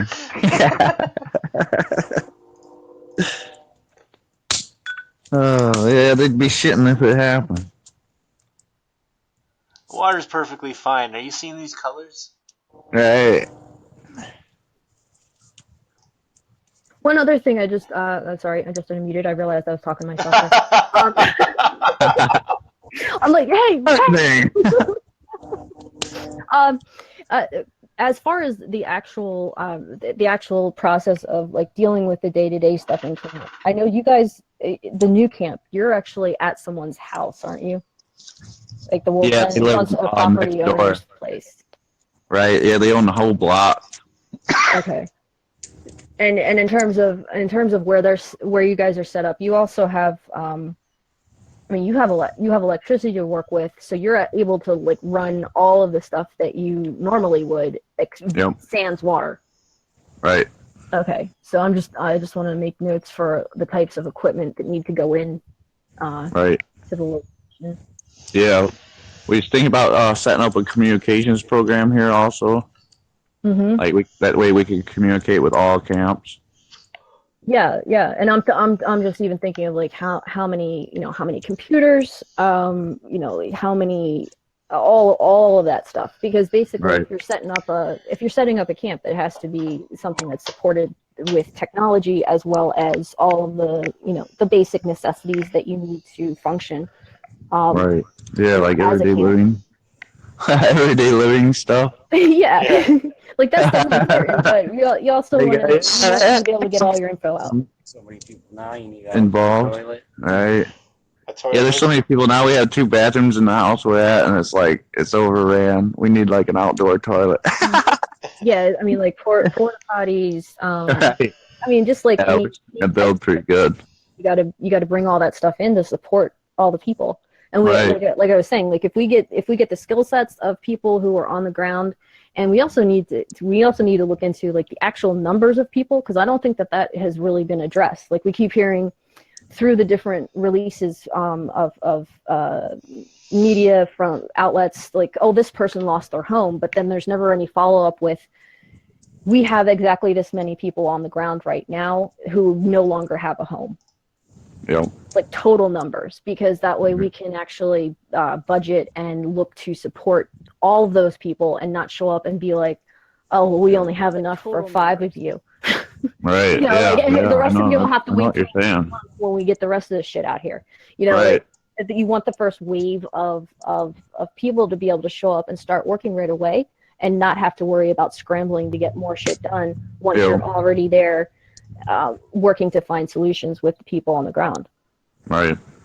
So we'll need to get numbers. We'll need to get and basically just basic demographics in terms of like how many kids who need help with in terms of childcare. I'm sure everybody's pretty much squared away with that, working together as a community. But right. I'm sure there are women who need support for their kids, like they're going to need diapers and everything else that's going out. Right. And that's something we need to look into. And then who needs medical care, all of that. We need to do that too. Involved. Healthcare needs to be looked at out there. Right. In terms of give us the information so that we can work smarter and not have to do a lot of doubling back and picking up where we missed stuff in the first place, because that's not going to benefit anybody. Yeah, that's kind of what we do now. I mean, just because we're new, you know what I'm saying? It's like figuring all this stuff out. Yeah, I mean, it's overwhelming. It's really, really overwhelming because it's not something that you have to deal with on a regular basis. Right, this is all new. That's definitely like a whole new world. Yeah, it's a lot to take on. So right. if you're talking about supporting that, like it's definitely, as an individual, that's not something you would be going around saying like, yo, how many people? Right. What you need to do. Yeah, that's not important really. It's like, what can I do today, right now? But if you're looking at it from like, this is something that is going to be supported by an entire group who are dedicated to it, we're going to have to look at all of that. And since you guys are on the ground, you know what is most important. Why would anyone ask anyone else for it? Right. Like you don't need to ask, someone who's 50 miles away who thinks that you need clothes. Right. You know, You need to know, okay, yeah, we need porta potties Right. and we need, like baby formula or something like that. Whatever it is. As right. Yep. shit you don't need. Right. Yeah. We definitely don't need a whole bunch of shit we don't need. Then we I got see a that way problem. too That often. just makes a whole new problem. Yeah, where are you gonna put that? And what's the point? Yeah. Alright, so I have a whole bunch of action items. My list is out of control here. Right. Yeah, that's where we're at. I mean, I'm sure this will get better as we go. It's just this is all learning process. And this is something where it can also help by making up like basically a spreadsheet of like these are the things that are really important Right. for a larger relief effort to come in, because I know that other groups, like if you have FEMA come in and deal with something, that's what they do. That's what they're supposed to do. But we Right. don't have FEMA. Right. Yeah. So there are a Trained. lot of things that are kind of coming out as an afterthought from me, but I mean really it's basic support on the ground for a large number of people. Right. And that's a list that I can give to you guys to fill out and get that information before we throw a whole bunch of Yeah, that'd be awesome. effort in that direction. Right. Yeah, we could take one whole day and just do that work for you guys and get all that stuff in for you. Yeah. Thank you. That would be awesome. Right. It'll be really helpful, because if nothing else, like the first thing you can do is take that immediately back to the local people who are supposed to be the elected city council and say, do you know how many people are sitting there without these things? I'm sure they no, but if you're saying it out loud and you're talking Right. numbers as opposed to saying we as a group don't have this, if you're saying 775 people don't have fucking drinking water, and we have, Right. like 150 kids in that camp that are unable to, even go to school because they don't have a place to fucking live, and Right. all this shit, then I know. that sounds a lot more scary to people who are trying to say, well, it's not a problem or we'll fix it. Those Right. are numbers, and people don't like to hear numbers when they're in power. Right. Especially not companies, and basically the government's a company. So Yeah. Yeah, you're right about that. yeah, But yeah, you start I'm definitely scaring gonna them work on with getting you having guys all of some more that. information. That way, more information and the more support we get, easier this gets. Because it is hard right now. Yeah, because it's not something that everyone understands the magnitude of. Yeah, I Right. know that when I talk to people who aren't watching anything on social media, if they don't follow any of the independent news sources, they'll Mhm. actually tell me that they know that there's still a water problem in Flint, but Right. it's not as bad as it used to be because some of it has been fixed. Mm-hmm. They don't even know there are camps with people who, Right. they didn't know that the houses were being burned down. They didn't know that, Went that's here today, and they said none the of that. taxi driver didn't even know that there were camps setting up in the city. She also said the construction workers knew it was contaminated and they didn't And the flush it. construction workers, I guess, know that the water is contaminated, They didn't flush it when they started it. and they're not flushing the system out when they start it back up to pump it back through. Oh, shit. Like that's what she was telling them. The taxi driver is telling the new guy that came here today that. And he didn't know, but he's from the area. Yeah, the taxi driver's from the area, and he don't know about the camps or nothing. He don't know nothing's going on. Yeah, well, I mean, hell, if he doesn't know, then I shouldn't be that surprised that other people don't, like, out in Right. California. I mean, who aren't Yeah, involved it's hard to get the information out. Yeah. So that, I mean, having those numbers and bringing it to news outlets and saying, you can ignore it, but we have numbers and we have the proof that this is going on. So keep trying to ignore it. We'll get the information out anyway. Yeah. And after a while, they'll have to either cover it or blow something up to make everybody else pay attention to that. Hey, watch this. Yeah. Well, you got the attention.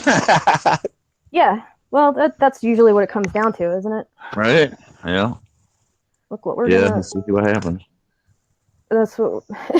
Unfortunately, it's the way to go for the U.S. distract. Right. Yeah. I don't think Yeah, Tyler they fell seem to be asleep. pretty good at that, right?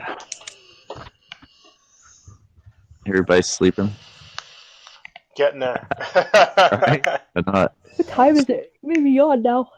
Right, no, you yawning makes me yawn. 1 Oh, I'm sorry. o'clock. I didn't realize. Oh, this is not late. Okay. Yeah, the insanity is that even I've been checking the local news outlets for information just to see how quickly anything gets picked up by by anybody out in Flint as opposed to what Chelsea's doing, and I don't see half of this. Like I see a couple really weird, blogs and stuff like that bring out some information, but really, there isn't any coverage. So I totally understand how frustrating that can be to say, like, well, I'm right here, I see it. Why is this not covered? So. And what she just uncovered should be, oh my God, it should be causing outrage. Yeah. Because if it was anywhere else, they said something like that, these people would be going crazy. Well, it was just a stupid thing to say. I don't understand why anyone, but well, I'll shut up about that. But right. I say this to Councilman Eric Mays, when we got here, he's like, "Oh, you brought a bunch of white people to a black city," and he said it like when we was live on Facebook. No shit. Like everyone heard him. Yeah, everyone heard him say it. Like that don't cause no media ruckus at all. Listen to this guy. He's a city councilman. Shit. It's crazy. It's crazy that other news don't pick it up. I don't know what's going on. Unless this stuff's a lot deeper than what we even can imagine. Well, a lot of that is just that's meant to be divisive on, that's purposeful antagonism that people put out there, because I know that trying to get people involved in efforts, there are always those that bring it back around to, well, I won't support it unless this has to do with allowing people to become self-aware and choose to address the problem on their own. Right. The only way you would truly empower someone is by allowing them to fall down to a certain level of, whatever the fuck it is that they're looking for, and then allow someone to struggle back up out of that. And I really don't see how you can say that it's okay to let a bunch of children die from lead poisoning while you want to moan and belabor this idealistic fantasy that you have about allowing everybody to suddenly become self-aware and choose your own solutions to this problem. All right. Yeah, you definitely can make some good points.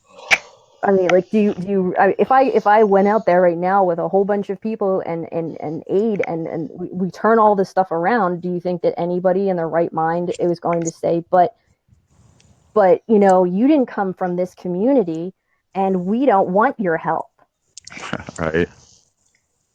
You should just let everybody die from lead poisoning. Right. And if they do, then you know what? That's not going to be the majority of people. Yeah. That's not a representation of the majority of people. Yeah, I don't believe it. Man. When it comes down to it, I mean, yes, there's something that for allowing people to choose their own way of getting out of it, but at the same time, you can't just stand by and say we'll just let people die because of this. Right.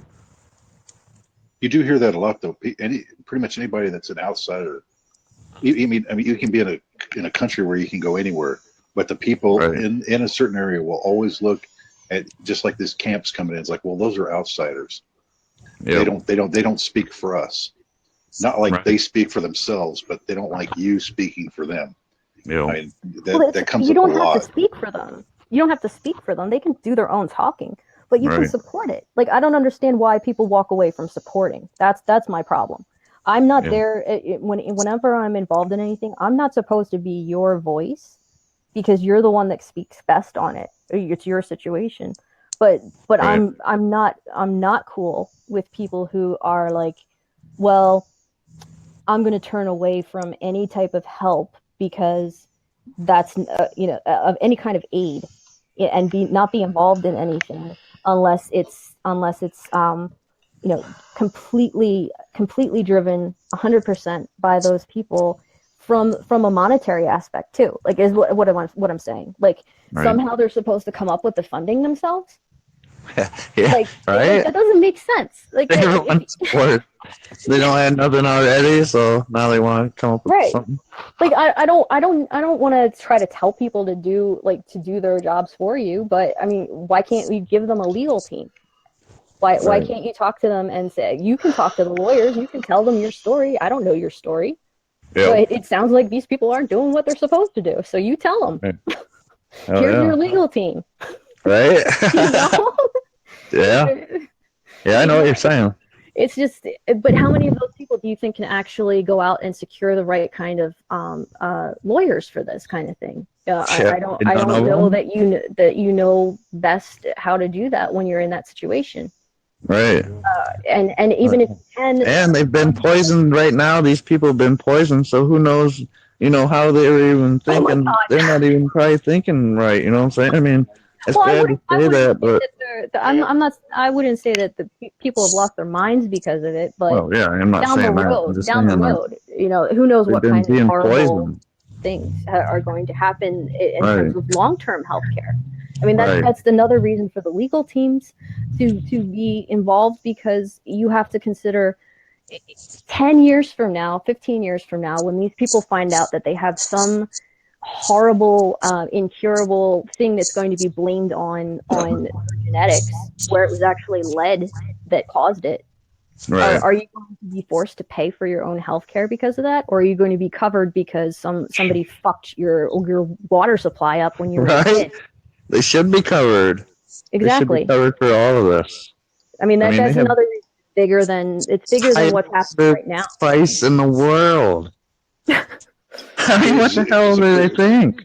It's a pre-existing condition. Yeah, well, that's what people will say if they're given the opportunity. Like but no, don't give them the opportunity. That's why you make a point now and you say this happened, and it's not even a pre-existing condition. I have money for the rest of my life if you need to do it that way. However they want to do it. I can't tell you have to sue someone, but if you want to do it, here you go. Right. I'm sure people are angry enough that they want something done, whether it's taking people out of their capacity as somebody who was supposed to be elected that wasn't doing what they were supposed to, or people failing them within the system, and even the stuff I hear about the hospitals with Legionnaire's disease and everybody getting sick. Right. What about all those people? They're already paying for hospital bills that they can't afford. Right. Yeah, they are. Sprinklers. I mean, that's a huge lawsuit for everybody who's involved. It's cover their bills. Yeah. Cover all of their fucking medical bills. And instead, they're charging them outrageous prices and trying to take their houses away because they're not paying the water bills. Yeah.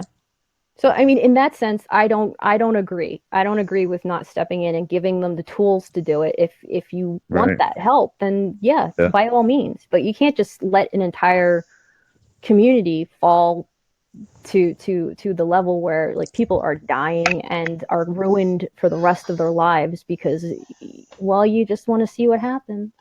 Right. Like keep drinking the water. usually the people who are arguing this are people who are upper middle class white people. Right. And that's the thing that cracks me up the most. Like that's somebody who is coming from a position of extreme privilege saying, well, they should really figure this out on their own. Don't interfere. Yeah. Well, okay. So is this another Democrat-run city? Is that how all this started? Oh my God! All the Detroit? political parties are the same, though. Right. I mean, really. Yeah, actually, the governor of Michigan was a libertarian. Yeah, I know. They're under this emergency management thing too. I mean, you may not be able to do anything because you're being dictated to right now. Right. I mean, there's several cities in this emergency management pact they came up with. But like Detroit, I mean, when you're the #1 city in the #1 country of the world in 1950, and you look at it trashed out today, you have to attribute that to somebody. I mean, that wasn't an accident. That's Right. not easy to do, to take the No, number. it's not an accident, You know. but I mean that's a lot of people working together to make a lot of money for a few people. GM was one of the big players in the downfall of both Flint and Detroit. Right. Yeah. Yeah. Yeah. But they're still like in talking about Detroit's that. case, you were pretty much democratically run that whole time. That's what I'm trying. They have a great way of accelerating you right into the black hole. Well, Democrats will openly show their allegiance to corporations. Republicans will quietly show their allegiance to corporations, but ultimately they're all paid by the same entities. It's just funneled through different PACs. I mean, I really have given up completely on any party of any sort. I don't have any political allegiance at this point, and I don't think that it matters anymore. I mean, they put lip service to everything. It's like, yes, I'm for this, and they pull a certain number of people in their direction with votes, and then someone else says, yeah, no, I'm against that because it's all bullshit. It doesn't matter. It just happens more quickly, more obviously when Democrats are usually I mean, I'm sorry, when Republicans are in power when it comes to being more open. Like I think they're a little bit more blatant about it in terms of talking about what they're going to do, and that's why they get a lot of pushback. And just like with the 8 years before Trump, people couldn't criticize because it would be looked at as though it's racist. Right. He was an awful warmongering president, and people are moaning the fact that he left office because he was eloquent. And it's like He said, "Oh, a lot of eloquent." I don't know where that comes from. The guy can't finish his sentence. No, well, 45 can't finish the sentence. But No, I was talking about Obama. He says "oh" a lot because he can't finish the sentence. He's not that smart. The words he uses are at least in a different grade, at a different grade level than Trump. But Maybe 8th grade versus I think Trump is stuck in kindergarten. Yeah, maybe. Perhaps. Coloring books. I just like that. I can say my obvious kindergartner now. has a bigger vocabulary than Trump. Shut up. Does he have a tranny for a wife? Right. Oh.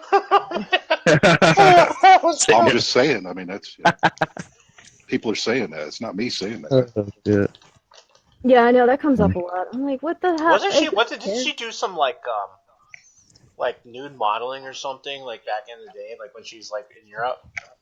Oh, Yeah, yeah. I She's think got that some porn one's flicks. as important as proving that the Earth is flat. She's about the only one that's got any class. Why does she have class? Because she married Well, someone with money? she wears nice clothes and I heard she's not in even living in the White House though. Did you hear about that? No, she's not. She's living in New York, and that's why it costs so much to pay for security. Because protect. But it's only because the kids going to school there or something like that. They didn't want to screw up his experience. Right. So She's like, "Fuck it, I'm free." Yeah. He's not allowed.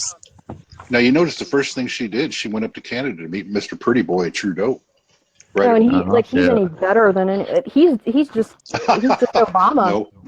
He's another Obama, and he's just as bad. And he's the one who wanted all the fucking pipelines. He's driving all that shit.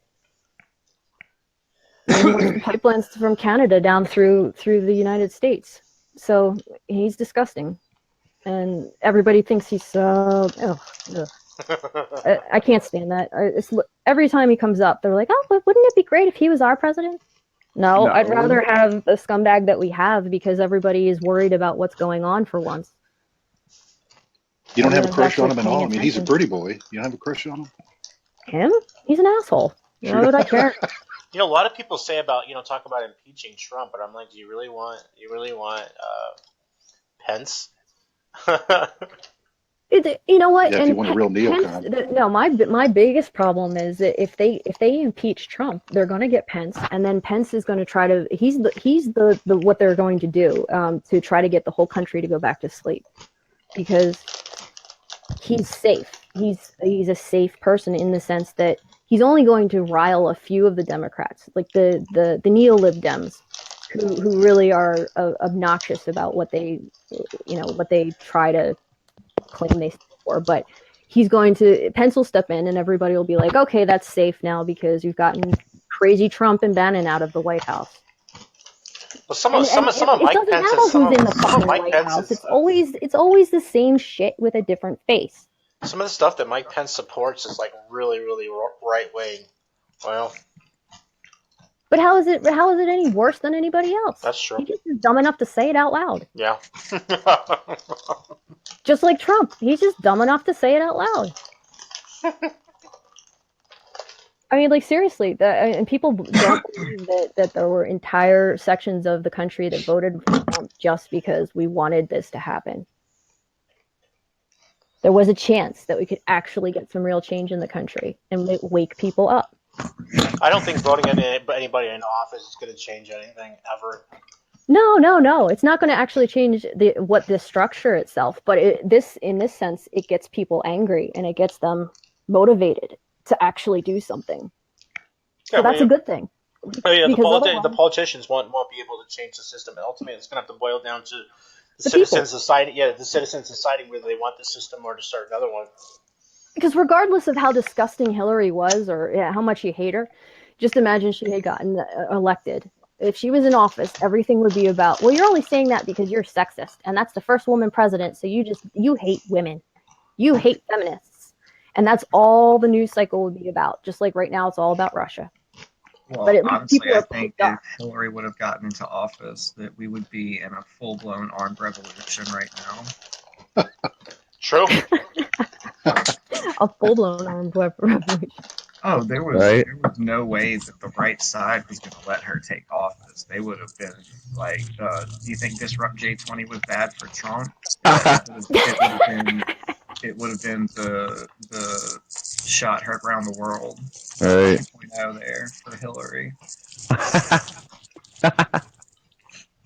Well, you know what? The other good thing is you pretty much know who all the neoliberals are now. You know the total number of them because they're all the ones that voted for Hillary. Right. So really, who is really weak? Because most of the independents and libertarians and the people who like the anarchists, the people who just know that working within the system is not really going to affect change. Yeah. They just didn't fucking vote. Right. And then the rest of the people kind of trolled the voting system and said, well, yeah, you know what? We'll vote for this asshole. 30,000 votes for a just gorilla. in case. Dead. Dead gorilla. All right. So who do you really have to be worried about? Like the people who voted for Hillary. That total number of people. Those are the only people that you have to worry about waking up. That's not that many. Right. Yeah, in the grand scheme of things, overall, like people keep saying, oh, well, it's only going to take what 3.8% of the population. Yeah, I mean, even that. To actually overthrow it. Yeah.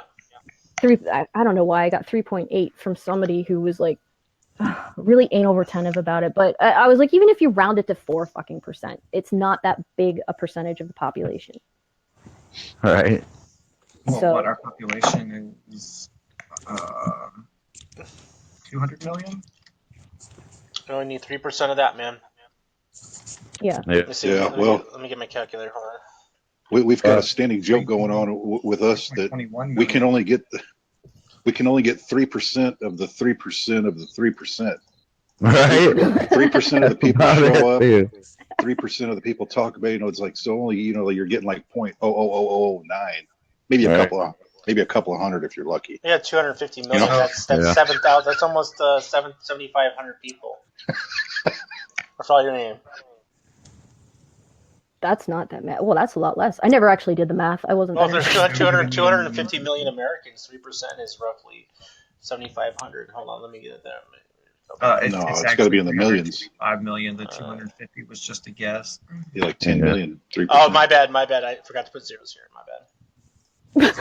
Zero. Read Yeah, divided by 7 million. Sorry, 7 million. Yeah. 500. Yeah. That's still not that's not a lot. I mean, really, it's not that many. Right. If you actually had to have some kind of true stand against, and again, it goes back to the whole, like, you can't possibly control the entire country with martial law until you get the entire paramilitary corporation in and have them operating without impunity. Right. Which they're starting to do, but or already have rather, but you really need to have it clear the way so that no lawsuit is going to impede functioning. Right. Yep. So, that's actually what I'm more concerned about, like how that one lawsuit's going to go against the company that they're sacrificing to see what actually goes down. Right. I still think that'd be class action lawsuit against Facebook too. that'd be nice. Yeah. Well, they said they used a URL exploit and they're saying it wasn't illegal because it was not a hack. And like, what wasn't that something that we've went to prison for? Yeah. So can I use that defense and just say, oh, it wasn't? Yeah. So it wasn't a hack. No, it wasn't a hack. It was a vulnerability that, and you know what? If it was a vulnerability that Facebook already knew about it, and Facebook They're already knew liable about it, for then it. they're liable. So Right. guess how Should far be that liable. goes? Global, because guess how many people were involved in watching what was going on in Standing Rock? The entire fucking world. Right. So potentially they opened up the door for a lawsuit that's global against Facebook, unless they come out with enough information to prove exactly whose accounts they uncovered and didn't hack through the vulnerability that was not known by Facebook. Right. It's just so fucking stupid. It's just like it's a big company, so we're not going to take action against you in that way. No. Oh, yeah, of course not. Makes them too much money. I think They love throwing that phrase around, too big to fail. Right. Yeah. Well, can you imagine if Facebook had to shut down? They had a class action lawsuit where they had to give away all their money. That'd be awesome. Yeah. We could spam them with a bunch of pictures of Tom from MySpace.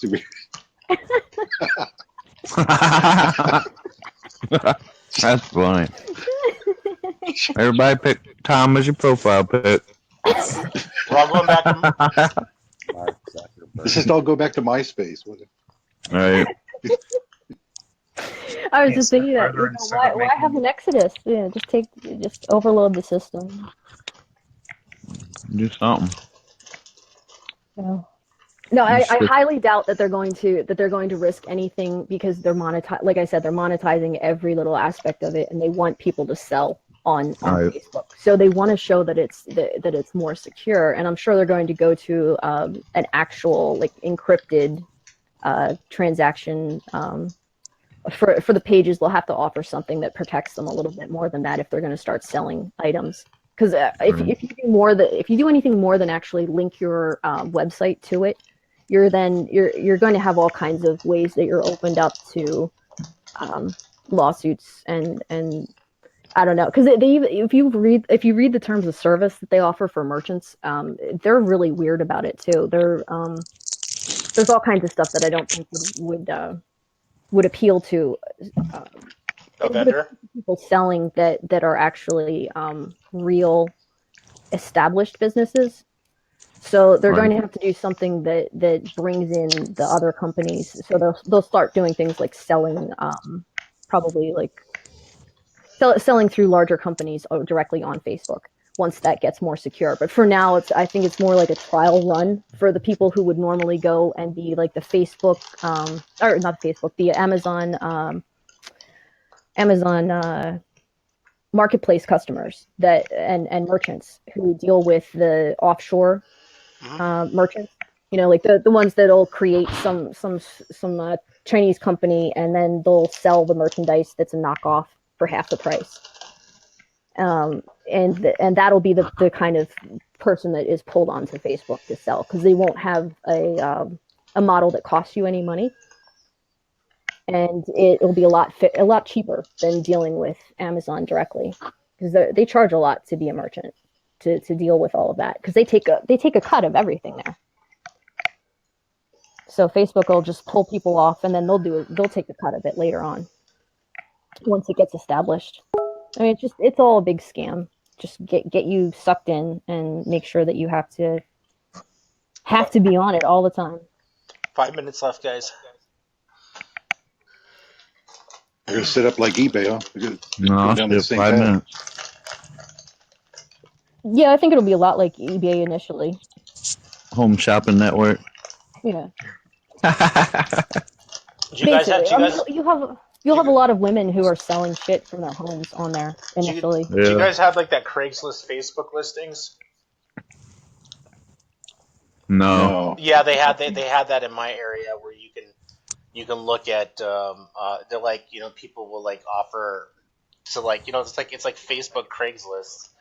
It was like some weird feature that I had where people were just like selling or trying to sell their shit, and then, you know, like somebody call, you know, you'll go over to their house and make an offer and shit like that. Right. Yeah, I haven't seen that. Yeah, they have that marketplace button in the middle there. Yeah. That's what I meant. Yeah. Yeah. You can sell groups now, entire groups. It's crazy. There's a lot of you can sell sneaky groups ways to make money. Yeah. I guess the groups for sale. I've seen those rent out your Facebook for $50 a week and shit. Just so people will like post ads to your fucking accounts. Mm-hmm.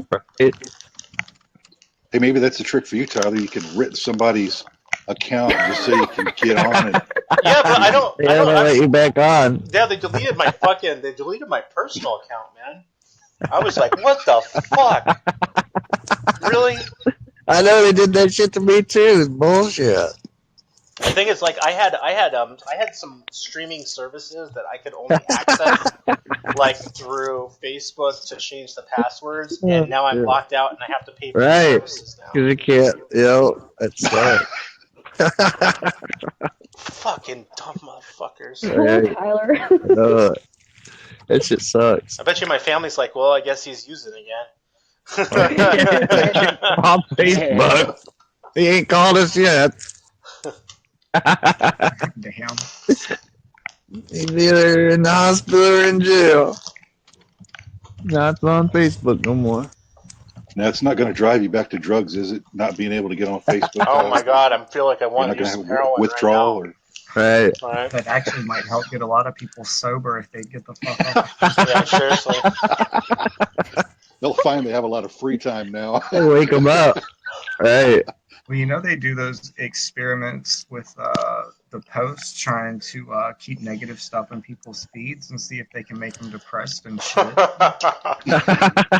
Here's a kitten getting hit by a car. There's, you know, like, what the fuck? Why would somebody do that kind of shit, you know? Why the hell would you do that to somebody's feed? That's like messed up stuff, dude. Right. Yeah, well, that's also part of the monetization. Like the Easter Bunny. Yeah, because they have the ability to, based on the emotion that you're feeling, like based on the keywords, and then if you put down, you know, obviously if you're feeling something on Facebook in your post, then they'll actually run ads past you for things like depression and anxiety and counseling. So they know through the algorithms, they'll know to route those things your way. Yeah. So I'm not surprised that they're putting depressing content there to specifically target people, which is sick. But it's you know, it's the same as advertisers on television. And with the whole, like, you know, eat this, buy this, eat this, buy this, watch some show. Back to eat this, buy this, you know. So it's the same thing. It's just it's going to get worse over time. And they do it slowly, so you don't notice until suddenly you turn around and it's like, oh shit, this is another form of television. It's the home shopping network and Amazon and TV and my friends and my whole life on the screen in front of me, and there's nothing else around me. And I was saying to someone the other day, what was it? It was Wally. He finally reminded me. It was Wally with the people floating on the beds, and they have the nutrition being injected directly into them, and they're just floating around with screens in front of their faces, and they can't move. I mean, like literally, that's ultimately what the government wants.